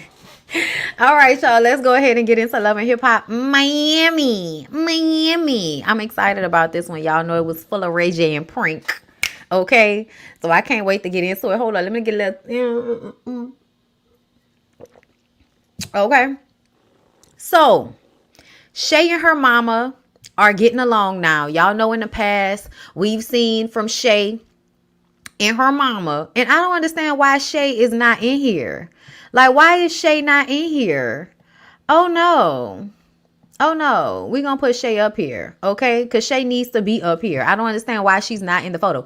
But anyway, you know, we just gonna use this one because it's the last one I made with her on it. But anyway, I need to make her with that, her and that weird looking baby daddy of hers. We need to get into that. So yes, y'all know Shay and her mom have had like a very tumultuous relationship. Her mom is, kind of like mean to Shay growing up. One of those moms that probably shows more love and attention and coddling to her boy children and puts all of the responsibility and onus on the girl child to be responsible and know better. And you basically get Shay, who's extremely accomplished and, takes care of herself and a whole bunch of other people. And then but also a people pleaser. And then you get her brother MJ, that's just kind of around, always annoying everybody, always looking for somebody to like help take care of him. Like, I'm just saying, y'all, like MJ comes off as somebody that because his mother coddled him so much, but also was not emotionally available. So you got coddled, meaning everything was done for you, but your mother is emotionally unavailable. So whenever I see MJ, I feel like MJ is always begging for validation or begging for love. He's another one that needs to be in somebody's therapy. Okay. Him and his hats needs to be sitting on somebody's damn sofa, dealing with the emotions so that he can go and be a man standing on his own 2 feet, living his own life without the constant codependency that I see happening between him and his sister and him and his mom. I just, whenever, the shit that happened with him and Amara, it was giving codependency. Like, sir, I know that lady probably said some mean shit to you over the years. I need you to go and sit on somebody's couch and figure it the fuck out. Okay? Because your energy is very tiring when I see you. Okay? And it's not because I feel like MJ is a bad guy. I just feel like MJ is constantly looking for love and validation, and it gives soul suck. You know what I'm saying? Like, because he can't feel the hole inside himself. If he finds a woman or he finds somebody, and I'm talking about his mom, his sister, Amara, those examples, it feels like he will suck and suck and suck until there is nothing left to give. Like, that's just what it feels like to me. I could be wrong, but that's how it feels. And then because he's sweet and he may not be the worst, type of man when it comes to being emotionally empathetic, that, you'll give him more chances than not. But yeah, MJ need to go to therapy so that he can stand on his own 2 feet and not come off as so thirsty. And I say that with the best intentions possible. Okay. Moving on. Shay mama wants Shay to come and get her dog. So because Fabo, the new baby daddy, okay, who she been in an on and off relationship with for years now, for 11 years. Okay, let me put this up. Fabo, this nigga, okay, he has his whole hair. All of his hair looks fake. The beard looks fake. The hairline looks fake. The plaits look fake. It looks like everything is being held on by Velcro. Okay. And this is a red flag to me. I'm going to just tell you, all of what I'm seeing from Fabo is a red flag. But the biggest red flag is the mama letting us know that because he doesn't like Shay's dog, the dog has been living with the mom for a year. And Shay was like, when our baby becomes 1 year old, I'll, take the dog back. Well, it's been that time. And the mama is like, I don't like him. I see a whole bunch of red flags with him. And I want you to come and get this dog. And I'm going to just tell y'all right now, any man that hates dogs like this, girl, please run. Please run. Like, I'm telling you right now, men who don't like animals are a problem. It's given. You don't even like the fact that the baby is taking up your time and attention. And so a dog coming into the situation will really take too much time and attention. And it will require you to help her and take care of that dog. And you don't want to help her take care of that dog. So now that dog is being sent asunder. Y'all, I'm going to tell y'all right now, I can't stand when y'all like drop dogs off or, be like, fuck y'all pets because of some person that then came into y'all life. That person don't care about you, girl. Like, and he don't care about nobody. Because how the fuck you like this about animals? Something wrong with him. Something wrong with him. I don't like none of it. I don't like none of it. And honestly, I feel like, Shay, you probably was trying to get pregnant by him because you wanted a baby. And I think you should take the baby. And I think you should do what you're already doing, which is preparing to take care of that baby all on your own. I really do, Shay. I think you should just go ahead and y'all, it's a French bulldog, a fluffy French bulldog, y'all. Cute little ugly dog. You know what I'm saying? Y'all know, like, my little cute ugly dog. Like, I love my dog, y'all. I loved you, Juvie and Olivia. Okay, but because Juvie is also a French bulldog, I know how loving and affectionate those damn dogs are. Okay, I don't know about anybody else if you have one, but my Frenchie is literally like, if y'all ever be on live with me, if y'all are ever on live with me on Instagram, the way he jumps on you and wants to come and be all up on you and all in y'all face, y'all think he be snoring. He's not snoring. He is a French bulldog. They have small snouts, so they do a lot of, like, you know, making noises with their noses, snorting and all of that type of shit. That's just how they are. Okay, but I don't like dogs, but my husband pit bull is sitting right here with me. Listen, I'm scared of animals. Y'all need to do better. Okay? He was like, fuck that dog. He was. And I feel like she should have been like, fuck him. I bet you any money that dog will be more loyal than this nigga. Like, bitch, you could, you know, she fronting on that car. You could buy your own fucking car. I'm just saying, like, we're really gonna get into it, but I'm just telling y'all, I don't like Fabo. I think it's a red flag when a nigga hates your dog that much, because it really just feel like you just don't want to help her with that dog and you don't want to be responsible for that dog. So she just gonna give her dog away for you. And I just kind of feel like you shouldn't do that as a woman. You know what I'm saying? Like, I don't feel like you should do that as a woman. And I also don't feel like just because you got pregnant by him, you should be with him. I don't. I think he was a conduit for you to have your baby. And you need to just go on and have your baby and have a good life. Okay? Shay got her own money. Shay worked very hard. I feel like Shay can, you know, Shay got her brother. She got her family dynamic. Like, I don't think she needs him. I think the only thing he provides her is the illusion that she's gonna create this fantasy family, and it's not gonna be that. It's just not. You can just already tell by this nigga's plaits that that's not what it's gonna give. You could tell by his beard and his plaits that it's not gonna give that. But I'm just saying, you was with him for 11 years and it took you getting pregnant for him to want to come and be with you. Like, So y'all, Ray J is back in Miami with Prank. All right. He had the roses. He got 5 bouquets. He turned it into Ray Bouquet. All right. She wants him to communicate, and he communicating. Now, I don't know why he's talking to Trick Daddy, because Trick Daddy's a fucking hater. Okay. So Trick Daddy is listening to him talking about giving Prinky all of these flowers and stuff. Right. And so Trick gets triggered, because y'all remember Marlon brought all of those roses, that bouquet of roses, for Joy. And so Trick got triggered and was like, oh, you know, they want you to talk. They want you to talk like men. I mean, they want you to talk like women. I'm like, if communicating adequately means talking like women, then yes, nigga, we want you to talk like women. We do. We want you to figure out how to talk like women. We do. We do. I know you feel like as a man, you should not have to do anything feminine whatsoever, but you're going to get your fat ass in there and cook food, ain't you? You're going to lay on your back and let them young girls lick the nastiest part of your fucking asshole, ain't you? That's all some feminine ass shit, Trick. So you mean to tell me you can do this? You can do this. You could literally hold your legs up for a young woman like this. But you can't learn how to speak and communicate adequately, nigga. You's a rapper. How the fuck you can't communicate? You's a rapper, nigga. What you do is a communication skill. He works on my nerves because he really be giving bad advice out because he's lonely and don't nobody love him. Y'all might love him out in the community, but at home, don't nobody love Trick. And why should they? Why should they? Y'all really think y'all can be assholes to everybody and they should be kind to you consistently. Y'all, let me read y'all what else the nigga said. Trick says they want us to talk how they talk, and we men, they think they choose us. But if you could have anybody you wanted, why you keep ending up back here? Oh, so you think you the prize, Mucinex monster? With your face and your belly, you think you the prize. You think Joy can't have somebody? Like, I don't know who you think, you know, have whoever I want. Most women can have whoever the fuck they want.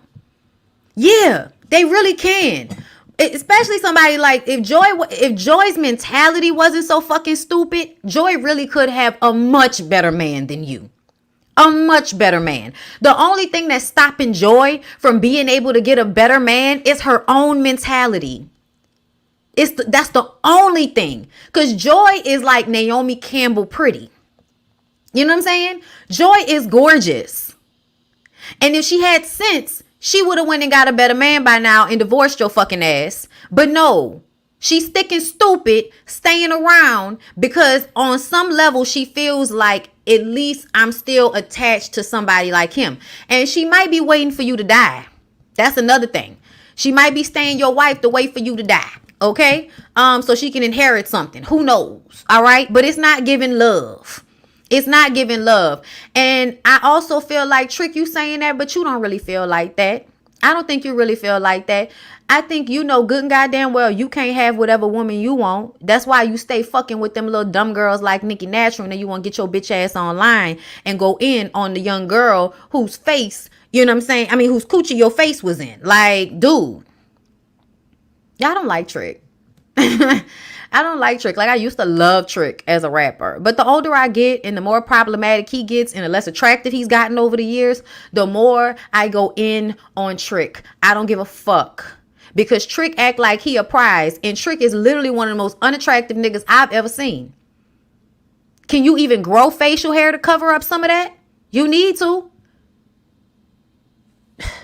Anyway, he's mad. Ray J finds out about Marlon giving Joy flowers. And now he like, we got to run up on this nigga. Like, what's up? You know what I'm saying? It's reminding me of me and Prink's last divorce. She had so many dudes multiple dudes trying to holler at her. You know what I'm saying? It's fucked up. You know, it hit me bad. You been out here cheating on that lady, fucking over her all this time. She started talking to one dude and you done lost your fucking mind. And now every time somebody else got a situation like this, you triggered. They ain't never divorced, but he like the last divorce. Like, I hate, yo, I can't stand Ray J.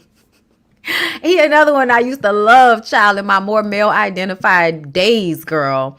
Trick talking about, should I knock Flo down? Because I ain't never thought about it because me and him was cool. But shit, I could knock her down. Nigga, do you think so? You think Flo want you? Something tells me the only reason that Flo will fuck you is because she won't piss Marlon off or piss Joy off. But I don't think Flo would ever fuck you just off GP. I don't think so. I don't know why anybody would fuck Trick off GP. Because the only thing that would make him worthy of being fucked with is if he had the Flavor Flav effect. Can you be charming? Can you not be an asshole all the time? Because your face ain't cutting it. And I don't know if your dick is neither, because the way your stomach's set up, I don't have any trust in it. I don't have any trust in you having good dick. I don't even think you can breathe enough to give somebody good dick. So I feel like you barely got money like that. You probably ain't got no good dick. Your face is hard to look at. And you a straight up asshole. And you think you the prize. Sir, I don't know why anybody would be fucking with Trick. I don't know why anybody would be fucking with Marlon, but at least Marlon is nice on the eyes. Okay?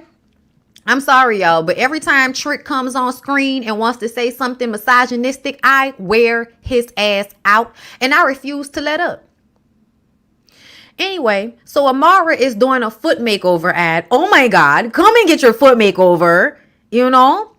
But she needs more work. What's going on? Mira, you know, she gets on the phone with her manager and they're saying that she's not getting jobs. There's a freeze on her getting jobs because of Safari. And what do you mean, Mira? Like, what do you mean? It's my relationship. What does that have to do with anything? You know, she doesn't understand. And the lady was like, listen, your brand is not powerful enough to combat somebody like Safari. I was like, is Safari's image really that bad that it's stopping Amara from getting opportunities? I didn't know. I was like, is that true?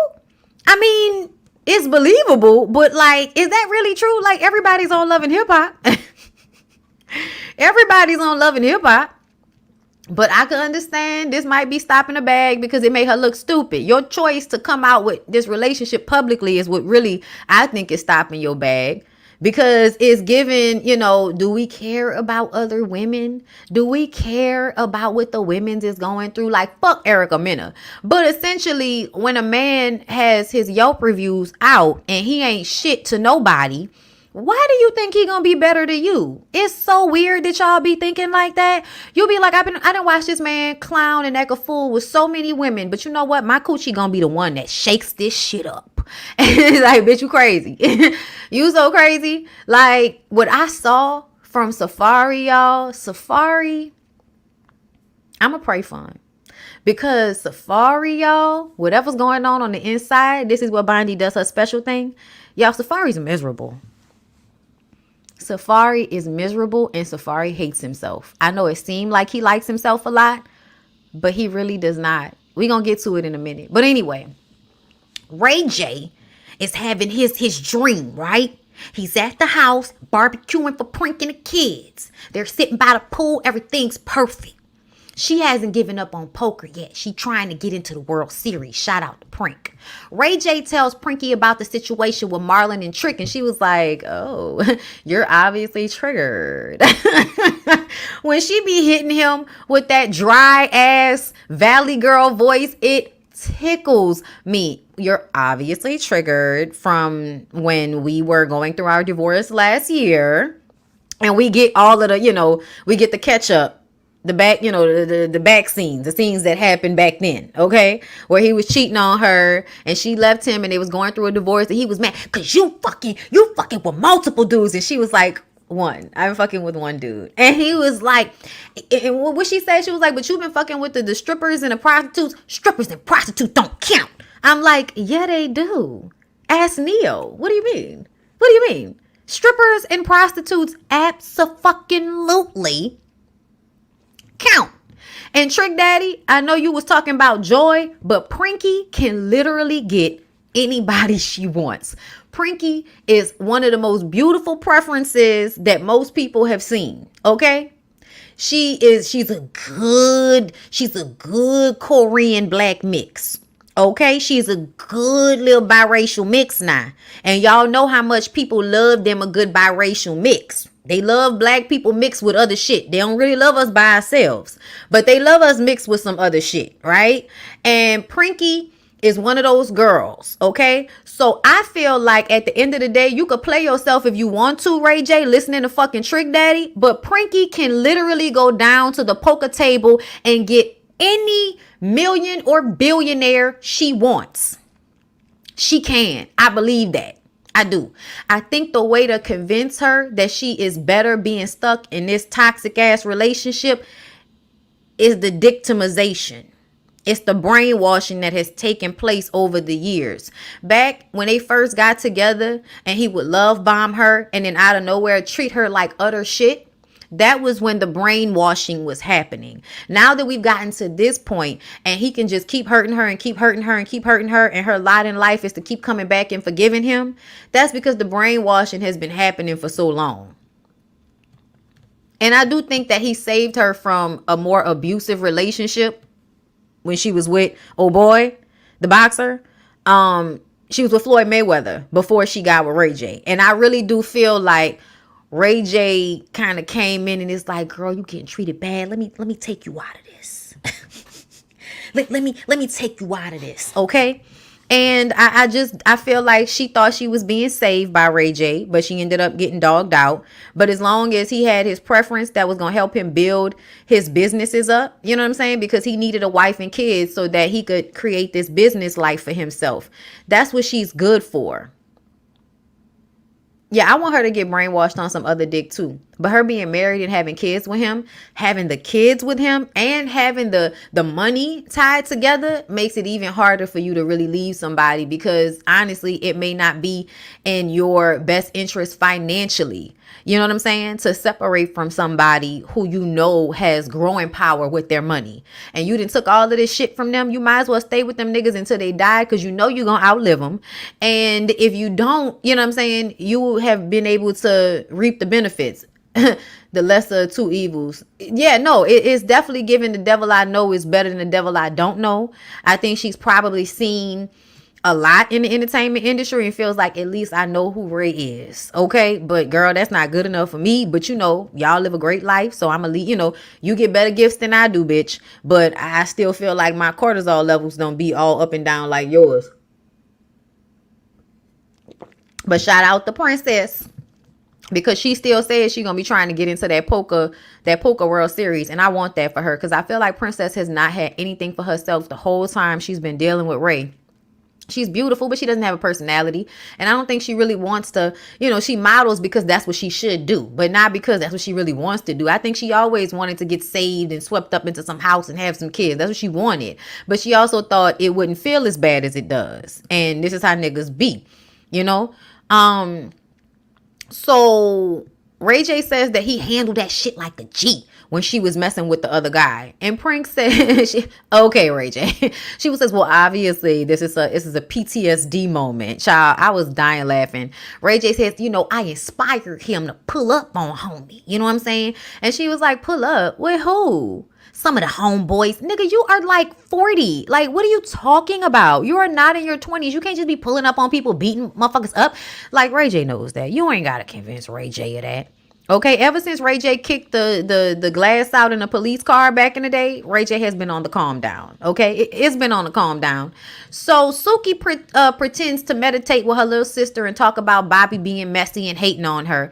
So I do believe that the gay boys kind of want Suki to stay in this very regressed, you know, retardation mode that she's in, you know, this caricature of black people, this minstrel show shit that Suki does. I do think that a lot of the gay boys like her to stay like that because they can laugh at her, and then they can also, you know, fuck to her music because that's how they think. You know what I'm saying? Eating his ass. Like, the gay boys want to be able to sing that. Okay, and if you're out here trying to make better music, girl, how are we gonna have the music that talks about us eating these niggas' asses? You know what I'm saying? But I don't feel like it was that serious. Like, I really do feel like everybody's blowing Bobby out of proportion for a storyline. Like, I don't think it's that deep. I think Bobby's doing the Carly Red thing, moving the storyline, you know, along, popping into scenes. You know, it's a little bit of mess, but it's not that serious. You know what I'm saying? Either way, she having a whole fucking moment talking about Bobby was bullying her and they was talking about her OnlyFans. I don't know when Bobby and Tip was talking about her OnlyFans, but they can't talk. Like, we know they can't talk. I wouldn't even get my feelings hurt behind that. Girl, Tip mad because you won't let Tip manage you. And Tip had to go back to the fucking strip club because that's where she stay at. Grown ass little bitty bitch, always in somebody's strip club. As much as I like Tip, Tip loves to stay in that world, and that's where she gonna stay at. Because if you could put all of that effort behind Suki, you should have been able to put that effort behind yourself or another artist instead of, oh, it didn't work out with Suki, so now I'm back at the strip club, which is what it looks like to me. Okay? And Bobby, do you really think you have the right? Like, we've seen your weird ass now that you've gotten butt injections or whatever the fuck you got. We've seen your weird ass before. You know what I'm saying? We've seen those lips that you got plumped full of shit, and we know what you're going to use those lips for, and those really strong jaws that you men have. Like, you're going to suck, you know, life through somebody's penis. And, you know, congratulations. But also, how do you feel like you can judge Suki? Girl, I don't know. I don't know how either of them feel like they can really judge Suki about whatever Suki got going on. But I also feel like, Suki, you put yourself in a position where we do have to look at you sideways. Because let's be clear. When Suki and Delicious got into it, you know, because of the VMAs, y'all saw Suki rolling around on the ground in a fucking maxi dress at the VMAs on that dirty ass carpet. And like a lot of us germaphobe people, we was like, "Ooh, girl, get up from that carpet. People been walking on that carpet all day, and you was one of the last people to arrive. Girl, get up. Stand up." You know what I'm saying? Like, why are you on the ground? And then, you know, Delicious said the same thing. Girl, get off the ground. That carpet nasty. And she gonna get upset talking about, bitch, you was trying to fuck nasty ass. Like, girl, listen. This is not about who you fucking. This is not about Flavor Flav. This is not about anybody, you know, being a hoe. This is not about that. This is about the fact that that fucking carpet is nasty. And you are down there with your face too close to it so that you can try to be a caricature and do the shock jock shit that you like to do to get attention all of the time. And it does work for you. That's how you stay relevant with your shock jock and shit. But essentially, bitch, we ain't never seen delicious face on no carpet like this. And we shouldn't, because that's nasty. Okay? That's the only thing we talking about. Your face being that close to that fucking carpet. And then you want to post a picture of Anna Nicole with her titties out. Bitch, if you were standing up with your titties out, nobody would care, because the VMAs is really a place for artists to show up ass naked. Everybody wants that, okay? Like, the VMAs has never been somewhere where we expected y'all to be classy based, okay? We don't expect that at the VMAs. You could have been naked. You could have been walking down the goddamn gray carpet with meat on your titties like fucking Nicki Minaj or Stephanie, okay? We don't care, girl. But do us a favor, and while you doing it, stand the fuck up. Okay, Destiny? The next time you want to be a shock jock, just come in a costume like everybody else. But do us a favor, bitch. Stand the fuck up. The carpet look nasty. You look stupid rolling around on the carpet so that you can have shock jock value. Girl, Destiny, stop playing with us. Destiny, if you want to be a shock jock, go and study Stephanie. Go and study Nicki Minaj. Go study Doja Cat. Those three people have mainstream success with the shock jock bullshit. And do you know what they do? They shock jock, but they don't degrade themselves all the way down to the basement in hell the way you do. You do. You degrade yourself all the way down to the basement of hell, girl. And we hate that for you. Now, does that mean people get to assault you or sexually accost you? Fuck no. I'm going to say that again, because y'all really do feel like these girls doing these things means that people can do anything they want to do to them. And I don't agree with that. And I stand on that. That lady pussy can be stretched from here to Kentucky. And nobody should be going in it if she don't want you to touch it. That's what I said. Okay. Now, where were we?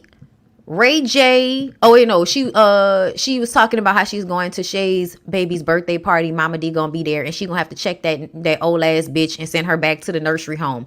Bitch, it's not a nursery home. It's not a nursery home. You had 3 kids. You don't know the difference between a nursery and a retirement home? Old folks home? You don't know the difference? Oh, Lord. Okay, Ray J and Trick riding around like they looking for somebody to rob. Looking for some busters to jack. The fuck? Snoop sitting in the park with Marlon. Y'all, I can't stand Ray J. Because they had like extra niggas in the car for no reason. Y'all not fitting to fight nobody. Both of y'all with y'all dad bellies and the shit that y'all smoke and do, y'all probably don't have no cardio whatsoever to be trying to fight nobody in the park. It's too hot. Child, all Marlon had to do was do a quick 1-2 and run away from Trick. I don't think he was gonna catch him. Okay? Ray J, you neither. Don't none of y'all look like y'all work out or do no cardio except for to do some stupid shit for this reality show. So I was just like, I don't know why y'all acting like y'all about to beat somebody up, but okay, child, they rolling around the car. Doom, doom, doom, doom, doom, doom, doom, doom, doom, doom, doom. It's broad daylight and shit. Rockabye, baby. Y'all ain't about to do shit. So they all sit down and talk.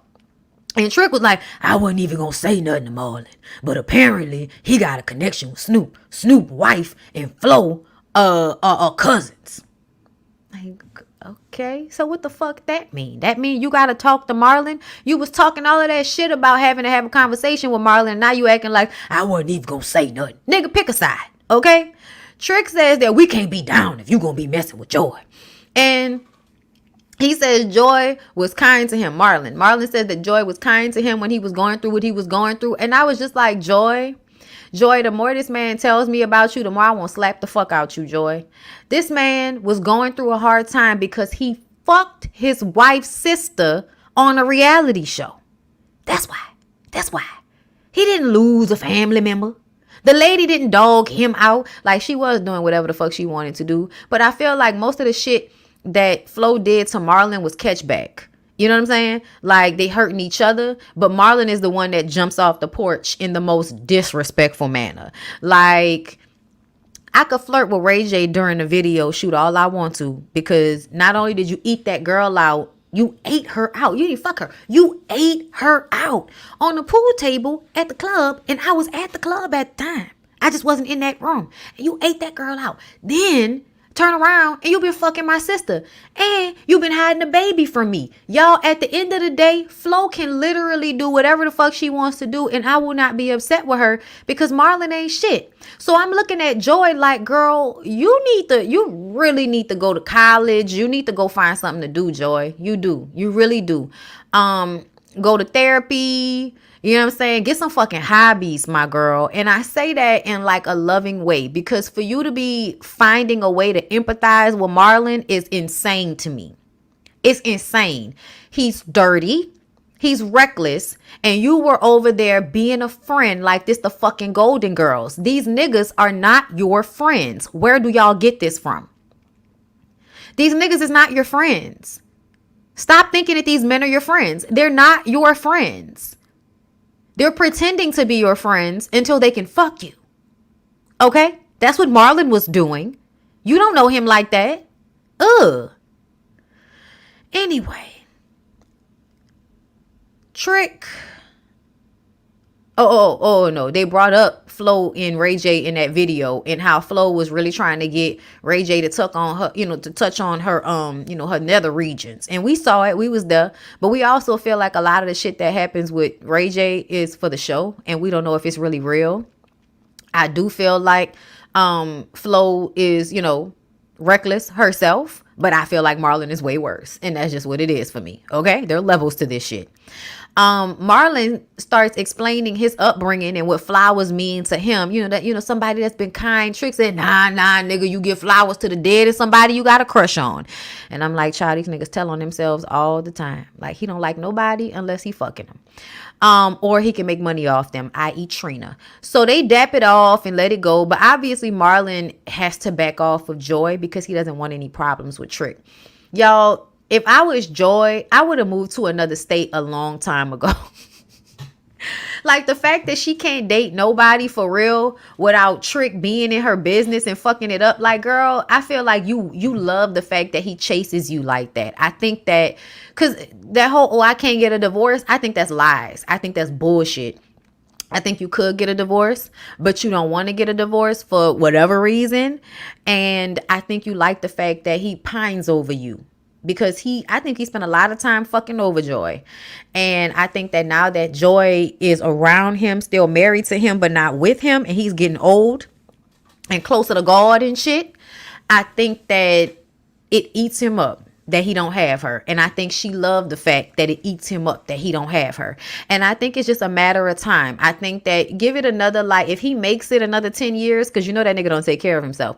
But if Trick Daddy makes it another 10 years, I bet you any money Joy will be the one that is at the house taking care of him on his deathbed. I can pretty much guess that Joy is going to be there for the rest of her fucking life, taking care of Trick Daddy, acting like she don't want to be there when she really do. You might as well go get back with the nigga and then beat his ass in the house. Like, if I was her, I would just go stay in the house with him. And anytime he talks shit to me, I would be like putting stuff in his food. I would be beating his ass. Like, I would be rolling that nigga down, put him in a wheelchair, roll him down some stairs. You know what I'm saying? Like, get him together. Get him together. But you obviously still want to stay connected to him. Because you haven't even grown past being attracted to somebody like fucking Marlon. Like, oh my God. Trick said, she said she wants somebody better than me. But he not. He worse. He fucked the wife's sister and a beautician. I said, not the beautician. Joy spent Trina money on a storefront. So the money that she gave her to get the divorce, she spent it on the storefront. I would know very much Diary of a Black Girl. I would Diary of a Mad Black Woman the fuck out of Trick Daddy. Yes. I'm going to take care of him and then I'm going to beat his ass too. That's what she need to do. That's what she need to do, because he not going to leave her alone, and she obviously don't really want him to leave her alone. So you might as well go on and live with him and take care of him until he expire and beat the hell out of him, when he play with you. Because he gonna play with you. He gonna try to disrespect you and all of that. Just like when he was talking about getting his ass ate. Now everybody looking at Joy like, you ate Trick Daddy's ass, bitch? Ew. Ew. You know what I'm saying? That's disgust. Okay. So y'all, let's move on. Okay. Amara is annoyed at Safari for making a video.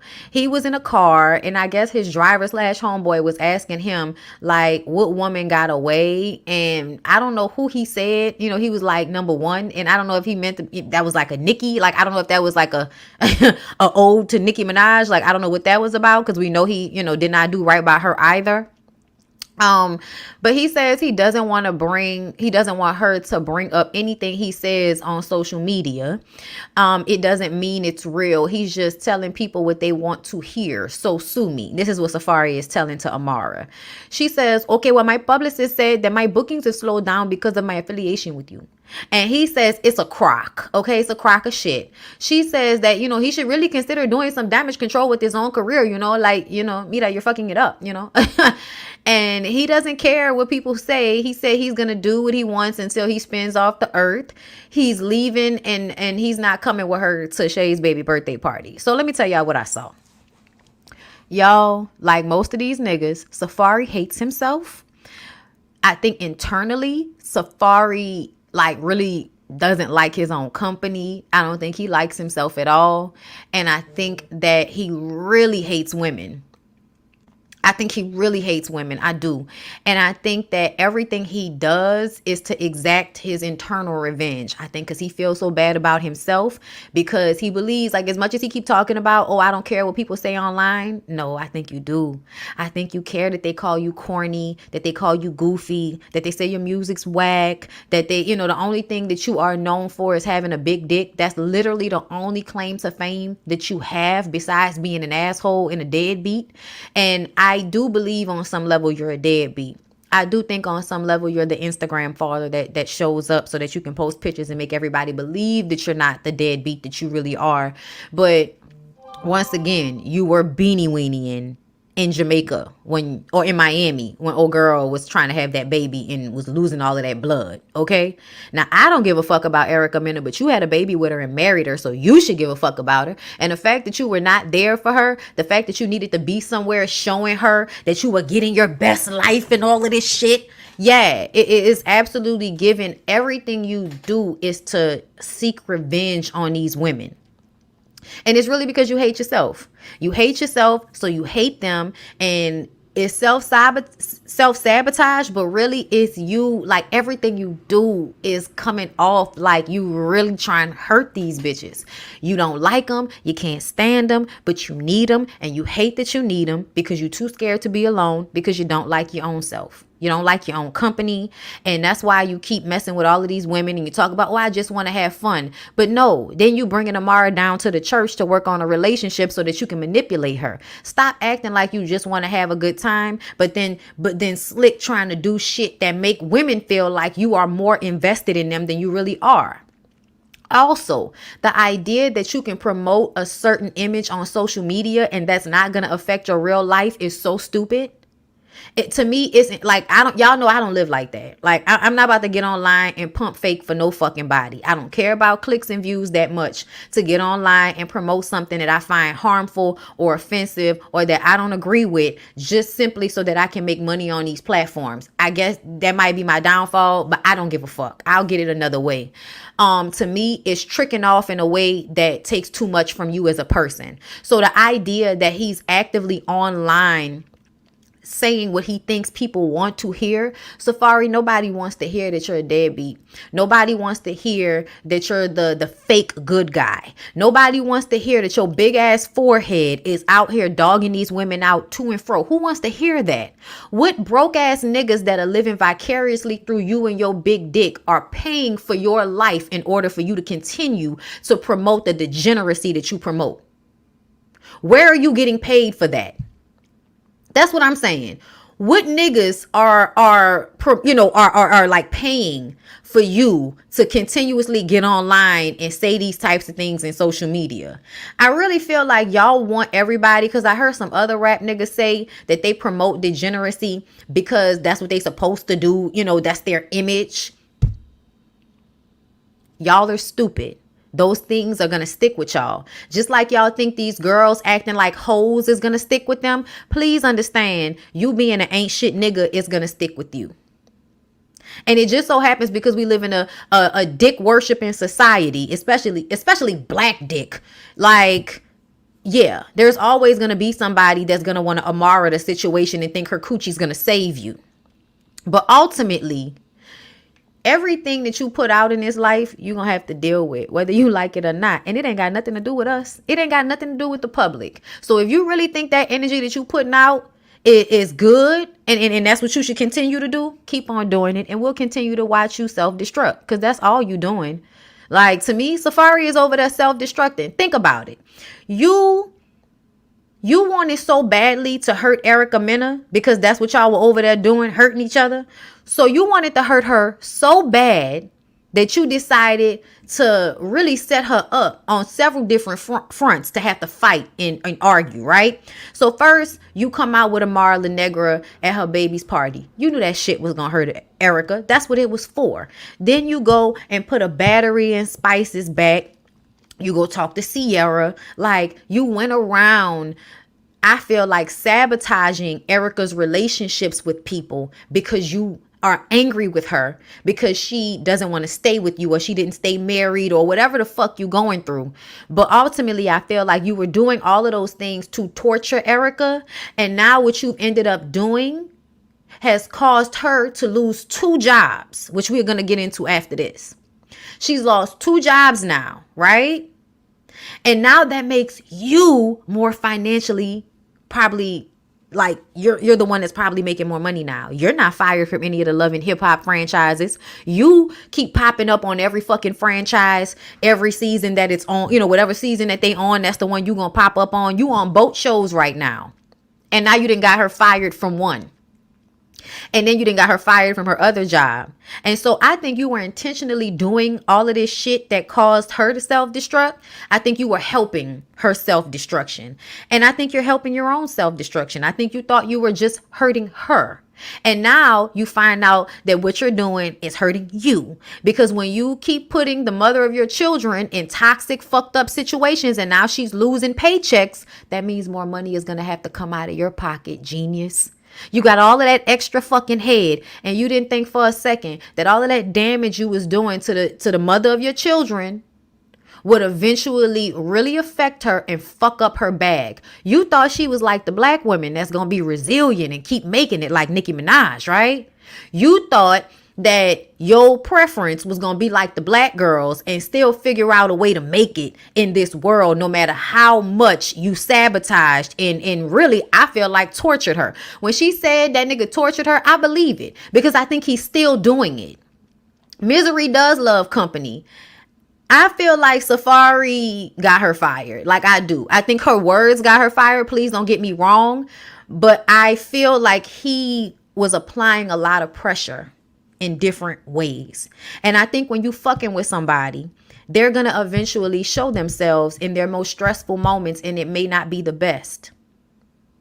I think that Erica is a racist, and she always has been. But I think that he was specifically and strategically and intentionally doing shit to fuck with her. The shit with Spice, he put a battery in Spice back unnecessarily. The situation with Sierra, what you calling Sierra, telling her that you wanna fuck with her for? He, I think, was going around trying to find ways to hurt Erica, and now you've hurt her so much that the children are now gonna need more from you. And I think niggas do this all the time. I think when they get mad and they want revenge on these women, they do shit to the women all the time, and the women just kind of withstand, and the women just kind of keep going. But that's normally when the women are black. Okay? This girl, that's not going to happen. That's not going to happen with Erica. It's a very perplexing situation where your preference is making all of her money off of black people, and she is an internalized racist. Okay? Like, I do think that the Latina girls, as much as they pretend like they didn't grow up with their Latina parents calling black people monkeys in their household, that's why that's what they revert to, because that's what they heard growing up, and that's what sticks in their head. And as much as Erica thinks she a preference that's better than all of the black women, child, please understand that niggas like Safari put that battery in her back as well. So yeah, I think he definitely was starting fires all over the place, trying to help her self-destruct, and now it's harming him, because you can't put out energy like that against somebody else and it don't come back to you. That's not how any of this works. Now you online with your 2 kids looking pitiful, talking about they need their mama. Nigga, you should have thought about that before you decided to basically try to destroy that lady. I don't really care about Erica, but I still see the situation for how it happened. You feel me? Anyway, so the day of Shay's baby's party, Fabo is 3 hours late. MJ has to step in and hold the baby as Shay does her introduction and all of that. Mama D is there. Shay says that they've been distant ever since Shay got with Fabo, because, of course, Mama D wanted Shay to end up with Scrappy, which is so annoying to me. Your son is an asshole. Your son is not good to any woman that he's in a relationship with, and it's because of you and his father. And you continue to try to go and find women that are stupid enough to be in relationships with him and form friendships and shit based off the fact that you want her and your son to be together. Ma'am, where the fuck is Ernest? Where is Ernest? Go find you another man. Go find you a woman. Hell, go back to pimping if that's what you feel like you need to do, Mama D. But please stop trying to push your emotionally retarded son on any woman that you find attractive. I really do think Mama D was out there looking for a bottom bitch for Scrappy. Oh, she gonna do whatever you want her to do. She gonna do this. She gonna do that. Yeah, Mama D, as much as you think that your male identified mindset is beneficial to your son, it's not. He has so much conflict going on in his mind and in his spirit because of the way you raised him and the reality of the life that he lives. You have taught him to disregard, mistreat, and disrespect women, while at the same time basically batting the shit out of him into respecting you. It is the weirdest thing that you thought you were going to be able to teach Scrappy to disregard and disrespect other women, and that was not going to eventually affect you. Which reminds me of the Erica LASHAE girl, or whatever her name is, who was speaking on the Row Girl. Y'all saw that, right? It went viral. And Erica LASHAE said what she gonna do is she's gonna teach her sons the difference between dirt and diamonds and rubies and rocks, which basically means that she's gonna teach you that there are girls you can disregard and abuse, and there are girls that you can't disregard and abuse. Y'all really think that that works? Y'all really think it works to teach boys to look at women as either trash or extremely valuable? And you think that they're going to be respectful to any woman long term with that type of conflicting messaging going on in their head? That's conflicting messaging, whether you believe it or not. Oh, this group of women I can respect, but this group of women I can disregard and disrespect however I feel like it. That is so fucked up as a woman to have that mindset. Like, thank you for preparing us the nice, clean rapist. Thank you for that. There are so many of them. Thank you for that.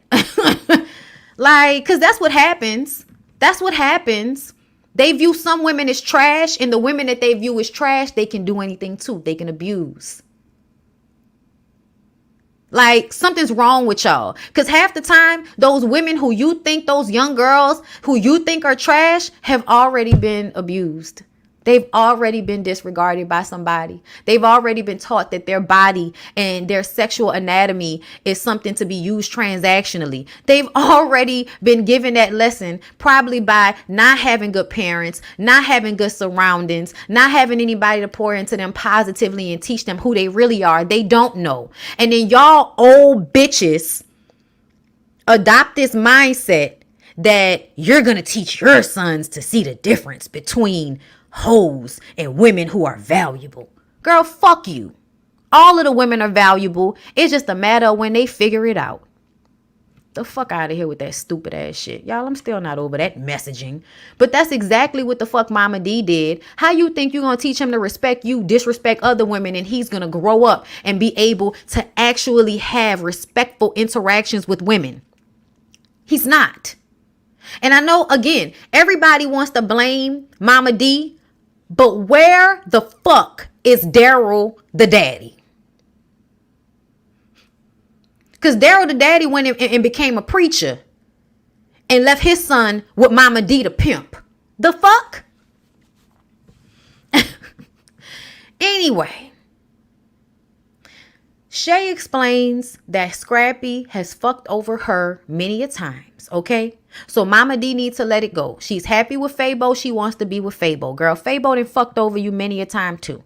He just gave you the baby that you thought you might not ever get. So I do think on some level you feel internally grateful to him because you got that baby out of him. But at the end of the day, girl, they called them sperm donors for a reason. They called them sperm donors for a reason. They donate sperm and then they move on out the way. Because if you keep them around you, they gonna suck from the life that you're supposed to be giving to your baby. Like you having your first birthday party, spending all of this money on your daughter, and this nigga is late. And then when he does show up, he got a car, and that's supposed to excuse everything. Yeah, I'm sorry. No, red flag. We're going to get back to that. But he tried, Mama D tried to talk to them, right? Tried to talk to him and explain everything. You know, I will talk to your face. Ma'am, Mama D, when you going to learn these niggas don't respect you? I know you think that they respect you because you was a pimp, but they don't respect you. You're just another woman. Talking to this man about your son, who he don't give a fuck about. Fabo told Mama D, you know, hey, that's your son. That's his stuff over there. This my stuff over here. I don't even want to hear about that. Okay, move on. Mama D was like, oh, and went on about her way. Suki comes over to speak to Mama D because they need to have their moment because, you know, they've been beefing online. Mama D decided she wanted to call somebody a hoe on a podcast as if you did not sell coochie for a living. The fuck? The hypocrisy always chokes the life out of everyone in the room. But she called Suki fat. And Suki feelings really got hurt behind her calling her fat. I'm like, Suki's not fat. Why the fuck would she even say that? But y'all got to understand, women like Mama D hate themselves. And when they see themselves in these other young women, they hate themselves because they know that they should have made better decisions when they were younger and they refuse to. And now that they're older and they're able to look back on it, they'll pick out a girl who looked just like them and they'll hate on that girl. Because internally, they mad at themselves because the decisions that they should have made at that young girl's age, they weren't making the right decisions. They weren't. They wanted to be insolent. They wanted to be indignant. They wanted to be ignorant. They wanted to do the shit that they wanted to do, which was toxic, which wasn't really taking good care of their children, not taking good care of themselves, running behind dick. That's what y'all wanted to do. And now you looking at Suki and thinking about yourself. So that's why you talking shit about Suki for clout and because there's something inside Suki that you recognize within yourself, Mama D. Okay? So Suki and her start going back and forth. Ma'am, what about your life, Miss PIMP? Okay? The problem is your lips is loose and mine not. And Suki... Mama D said, yeah, your lips are loose. And that's why you need this. And slaps down the condoms on the table. Child, Mama D gonna come with a prop if she ain't gonna come with nothing else. Okay, but she slaps down the condoms. And, you know, then you got Suki screaming across the room, Mama D, Scrappy ain't shit because of you. And Suki said she birthed 3 babies. Ain't no old bitch about to disrespect her. And it's like, girl, the old bitch don't have to disrespect you. You disrespect yourself all the time. But I do understand what you mean because older women like to come and son younger women all of the time. And it's like, girl, I had children come out my coochie too. Why do you feel like you are more deserving of respect than I am? Okay, especially when you started the shit, Mama D, and you did start it. Mama D talking about she gonna make an old pimp come out of retirement. Girl, you still have not learned. You have not learned the lesson. You another one that need to go sit on somebody's therapy couch and try to unwrap your mind from all of your wayward fucking thinking. And child, not the good wayward either. Girl, I'm reading a real good book called Wayward. It's good. Anyway, but yeah, we ain't talking about that. We talking about you. Finally, Fabo gets there because he got there 3 hours late. He gets on the mic, thanks everybody for coming out, kisses Shay on the cheek, and Shay looked pissed. And then, you know, he announces her Tesla and all is forgiven. Amara gets there late with her 2 kids. And it's so glad that, that Shay was able to get her car, because all I got was Safari turning his back on me. Girl, these are 2 different situations. What did you get from your baby daddy? What did you get from your baby's daddy? That's what we need to start. The fact that you even bringing up Safari just shows that your mind is not where it needs to be. Safari was just a dildo. Why were you getting emotionally invested? Slap the fuck out you. Anyway, so Shay's mom pulls Fabo to the side because she was mad about him being late, but the car, we're going to let that ride because you came with the $100,000 Tesla. Cool, fine. But then, and to me, it's crazy how y'all go, like, I get it. Like, I love expensive things as well, y'all. But when a man be disrespecting you and not giving a fuck about your feelings on such a level, and then they come with some expensive gift and all is forgiven, yeah, I don't be liking that shit. Because I feel like, yeah, you got the expensive gift, and then you're going to be crying in a car in a few weeks when this nigga do something else to disappoint you. Not it's his ex-fiance's car, bitch. I am dead. Tell me you lying. Tesla yet no property. Okay, that's what I'm talking about. Please don't be fucking renting, buying $100,000 cars, because that's stupid. You got a whole kid and you buying a car that's gonna be out of style in 2 or 3 years. That's the push gift. A used car. I know y'all lying to me. Oh my God. And y'all, I may not like Shay's mom, but Shay's mom wasn't being disrespectful to him. She was like, why she can't come and get this dog, sir? And he was like, I really don't want to talk to you about this. With all due respect, fuck that dog. When he said fuck that dog to that lady mama, I said, you need to drop him. You need to drop him. You need to let him the fuck go. You need to leave him in the trash where you got him from. Because I don't think that Shay's mom said or did anything for him to talk to her like that. This is a moment where you could have had a little bit more respect for your child's grandmother. You did not have to talk to her like that. I didn't like that shit. I didn't like that shit at all for him to say, fuck that dog to her. And she needs to bring the dog to a shelter. I didn't like the way he was in the mama face talking to her like this. I was just like, girl, if you think letting this man disrespect your mama is not going to translate to him disrespecting you and your daughter, you are out of your fucking mind. You are out of your mind. That man and his fake Velcroed ass plaits and facial hair is going to disrespect you and your daughter the way he disrespected your mother. Period. That lady didn't say nothing to him for him to be like, fuck that dog. MJ came, but MJ is also fake. Like, I think that as much as he wants to pretend like he got the gumption to fight a nigga, he really don't. That's why he got to go and break shit. Because real nigga shit, had that nigga talk to my mama like that, it might have, like, I might have broke something, but I might have broke it throwing at his ass. Like, and he's talking about, Shay, you better talk to your brother because I do this for real. Nigga,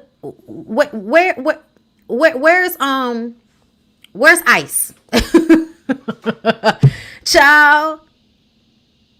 Deport, send him back. Send him back. They obviously are scared. Yeah, MJ is scared. That's why I was saying, I was like, they must be scared of this nigga. And I don't understand why they scared of this nigga.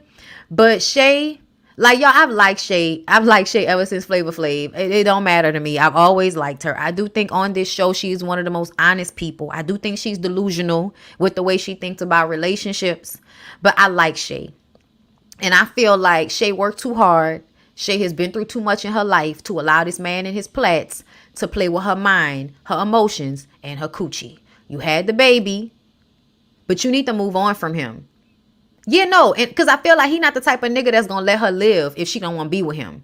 So especially because they have a baby now. I don't want no other nigga raising my baby, even though you showing up 3 hours late for a party talking about, oh, it was because I had to go pick this car up. You weren't planning properly, is what it gives me. But I get when the mama said he did this on purpose, showing up late like that, I do feel like there is an area where men like to disappoint women so the women will get used to the disappointment. I'm going to show up 3 hours late, even though I don't necessarily have to, because I want her to get used to the fact that I might not always be there when she want me to be there. And she's just going to have to get used to that and deal with that. That's what it was given. That's what it was given. I don't give a fuck about that car. It was absolutely, he's from Jamaica.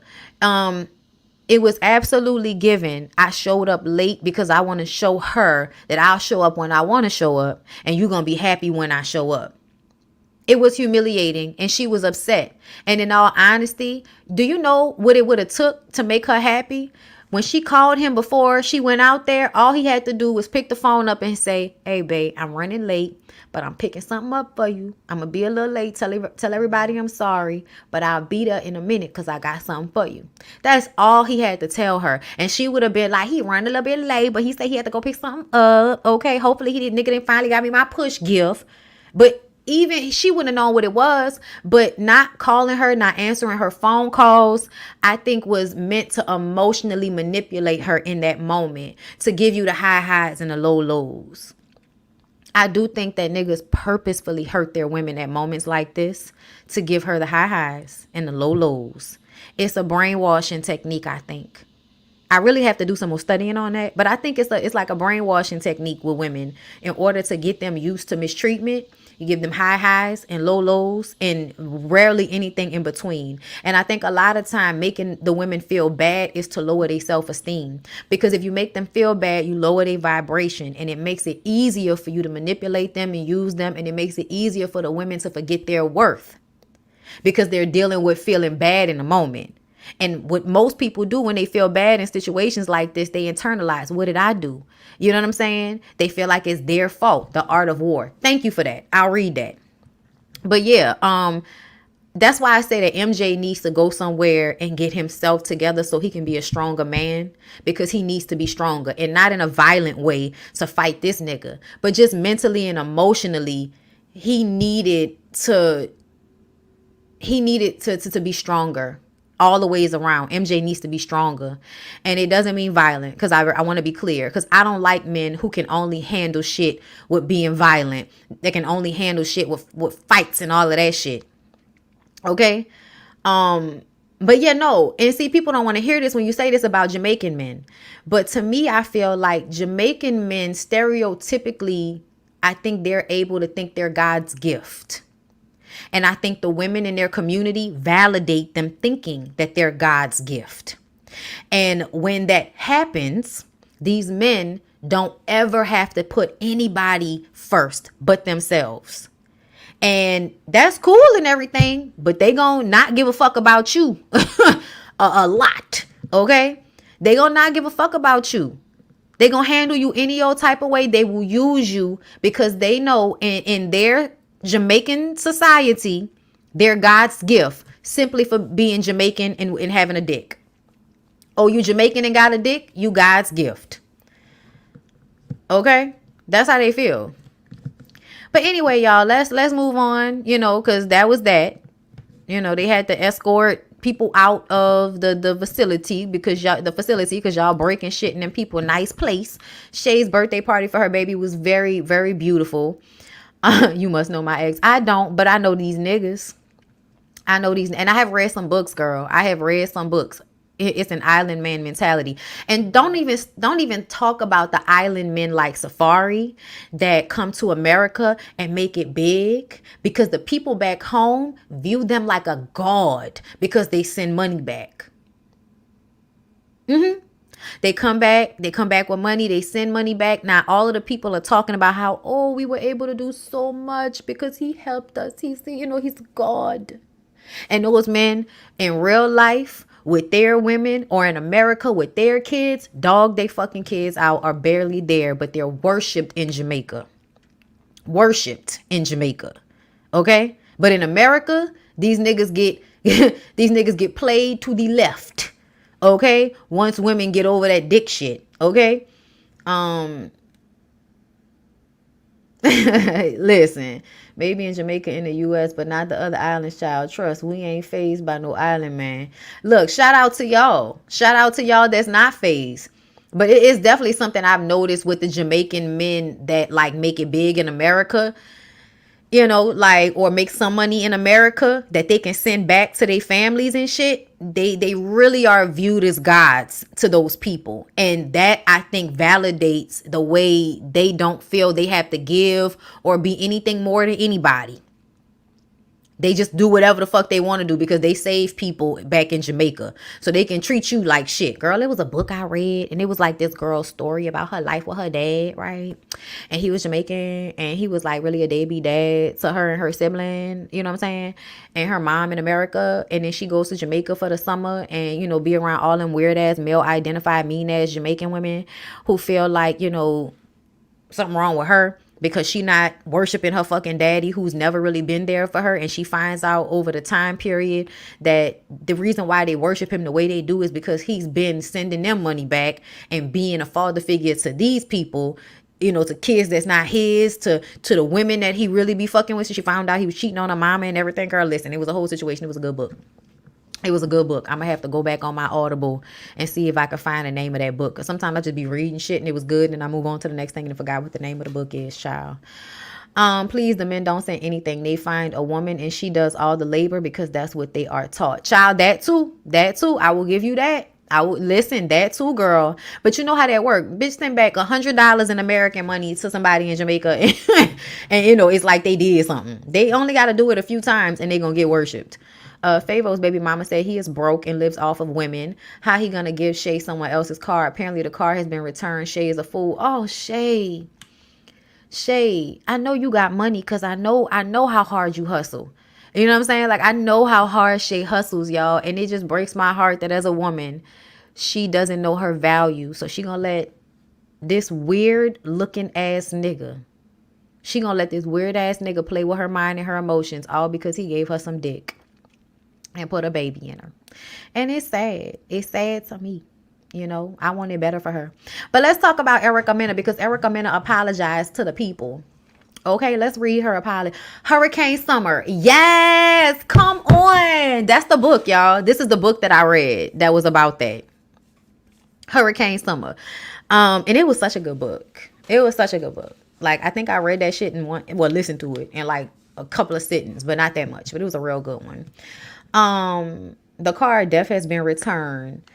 Oh, girl. Listen, come on. Listen. Shout out to you for knowing the book. Okay? But let me go ahead and read to y'all what Erica Mena said to the people. Child, Kelly Price was upset. And Cynthia G. I don't think Cynthia G said anything wrong. But sound like, Kelly Price done been through it, girl. You get cheated on enough. And you just want to know why they always blaming the women, girl. Why they always blame the women, girl. Anyway, this is what Erica said. I deeply regret my insensitive comment and want to humbly apologize to anyone I hurt or offended by my thoughtlessness. My choice of words was wrong. I take full responsibility for what I said. I am committed to listening to the voices of those affected and will work toward making amends. As a woman of color and the mother of 2 Black children, bitch, you tried it with that. I want to make it clear that my use of that word was not in any way racially driven. I do not believe that. That said, I do understand the gravity of what I said and want to use my platform to promote inclusivity and equality. Ma'am, you only want to do that now that you fucked up your checks. You only want to do that now that you fucked up both of your checks. Erica is a woman of color. Ain't she Puerto Rican? Let me see. What is Erica Mena's ethnicity? Because we know she American, child. So that's her nationality. But her ethnicity. Let's see. Let me see what the parents are giving. Puerto Rican and Dominican. Okay, Puerto Rican and Dominican. So yeah, that's absolutely giving y'all Latina and woman of color. Okay, it is. Does that mean that women of color can't be racist? No, that's not what it means. Have y'all met Asian people? Have y'all met Indian people? Okay, have y'all met any of the other Latinas? Everybody that, I mean, even black people have internalized racism. That's why they got so much colorism and all of that shit. That's why y'all got preferences and all of that, because even black people don't like themselves. Even black people hate being black and feel like being black is less than. Y'all surprised that the Latina girl who's been being told that she's better this entire time feels that way? To me, it's just amazing that y'all allow her to make money this whole time off of that. Hey, nobody said Erica was a black woman. I don't think she is black. I think she is of color. There are white Latinas in America, but I don't think that's what she is. I don't. Like, I know, to me, J-Lo's a white Latina. J-Lo is a white Latina. The Dominican and Erica Mena, that's why she can brown the way she does, because there is some Dominican in there. And the Dominican people tend to be a little bit more mixed with black than the Puerto Rican people. It just depends. Okay? It just depends. But yes, it is deeply ingrained beyond people's comprehension. And so that's why I want y'all to understand that even though she may not think it was racist, it was. And it's crazy that you thought you could come out of your mouth and say any old thing, and it's because you're a preference and people have made you feel like you're better than black women. So you think you can say anything and get away with it because nobody cares about how black people feel. I think you knew that on some level, and so that's why you said that shit.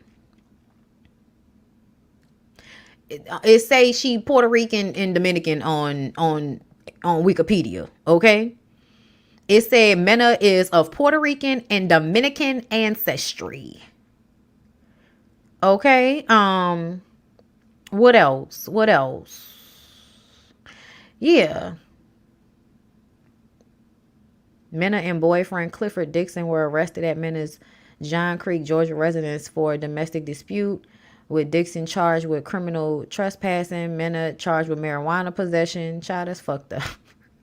Nigga trespassed on that lady property. They called the police, and y'all like she had weed in the house. She going to jail. That's fucked up. Yeah, anyway. Yeah, no. You can be a person of color and not black. Those are not mutually exclusive. And I do feel like her children are biracial, or I'm not even gonna say biracial because that means two different races. And yeah, that's a little bit sketch. But I will say that, you know, those kids are multi, you know, whatever the multi is. Okay. Everybody's mixed up, y'all. Everybody's mixed up. All right. Everybody's mixed up. But you do know that, you know, if you are brown, it's usually because there's some African people back there. That does not make your identity in this country or in this world as black or African American. Okay. This lady is Latina. Okay. This lady is a woman of color. She is not black. Okay. Her children are I wouldn't even say multi-racial. Again, I don't like multiracial because multiracial to me means there's like, you know, all these races, and there's really not. Like, we're a human race. They lied to y'all and told y'all white and black are a race. Everything else is an ethnicity. Everything else is an ethnicity. Asian people, like, you know, Indian people, those are all ethnicities and nationalities. Okay. But to me, her children are multi-ethnic. I think her children are mixed up, but I do think her children will present like black children in this world. They will. Yes, I think it's multi-ethnic. Thank you. And I feel like her children will probably show up as black in this world. They probably will. But you know, she is not invited to the picnic. Honestly, her nigga is not invited either. Y'all send them kids with one of y'all parents. Okay? Right. Human race, not monkey bitch. Listen. She definitely reps Latina, not black. Because she's not. She's not black. And I don't think she's ever said she was black. I don't know why everybody... I think a lot of y'all put that shit on people when they never even said that shit. Okay? But I don't like Safari. I don't. And I don't feel like because she said something racist, that makes him better than her. And he can come, but she can't come. No, neither one of you motherfuckers can come. Okay? Neither one of you motherfuckers can come. Because he's colorist and weird as fuck as well. And problematic. And so is she. Okay? But yeah, you got fired from your jobs. You're going to have to learn how to not be on black networks talking racial shit. You know what I'm saying? I really appreciated this time black people coming together to get, the poor Latina girl fired. Because y'all didn't do it for Evelyn Lozada. And that was the bitch y'all really should have did it for. Because Evelyn didn't have no reason to go after OG like that. Like, it wasn't even on that level. But yeah, y'all. I'm glad she got fired, and she need to go somewhere and get her fucking life together, because you got to grow up at some point, and being digmatized is not an excuse to continue to be toxic in this life. You exhausting us and all my homegirls. Child, there's no such thing as black identify. Y'all just be making up words, but I know what you mean. The kids will show up in the world as black, and it doesn't mean that they're considered black, because we consider black when a person has two black parents. Okay, if you got two black parents, you're black. Okay, if you got one black parent, you're biracial. But we gonna let Peja Amari say whatever the fuck she want to say. Child, race doesn't make sense.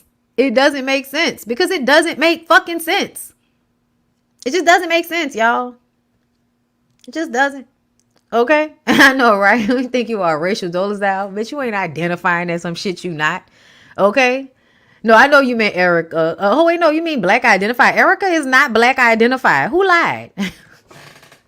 What you think? She thinks she black? That's what that means? She thinks she black? Girl, go to hell. Be making up words. Girl, fuck Evelyn and her. And fuck all the rest of you Latina women that think y'all better than somebody because some nigga done told y'all was better, or some white person and told y'all being closer to white makes you better. And that's really what it comes from. The closer you are to white, the better. But a lot of people don't want you to be too white because then there's no sauce. They want you to be diet black girls, okay? Like K-pop. Diet black, okay? Fuck you. We're going to be full-grown, strong coffee black, and you going to accept it or you going to get the fuck on. Okay. But anyway, I had a good time with you guys today. Thank you for being here, girl. 2 hours. I feel like I made up for being gone for a minute, but came back with the jump off. I appreciate you guys so much. Like the video, subscribe to the channel. Make sure y'all come back tonight. Okay, because I got to start working on our show. So make sure y'all come back tonight for the Ooh Ladies First panel. Ooh, ladies first. Ladies first. Okay, make sure y'all come through. All right, y'all. I hope y'all have a good rest of y'all day because I plan on it. And I'll see y'all.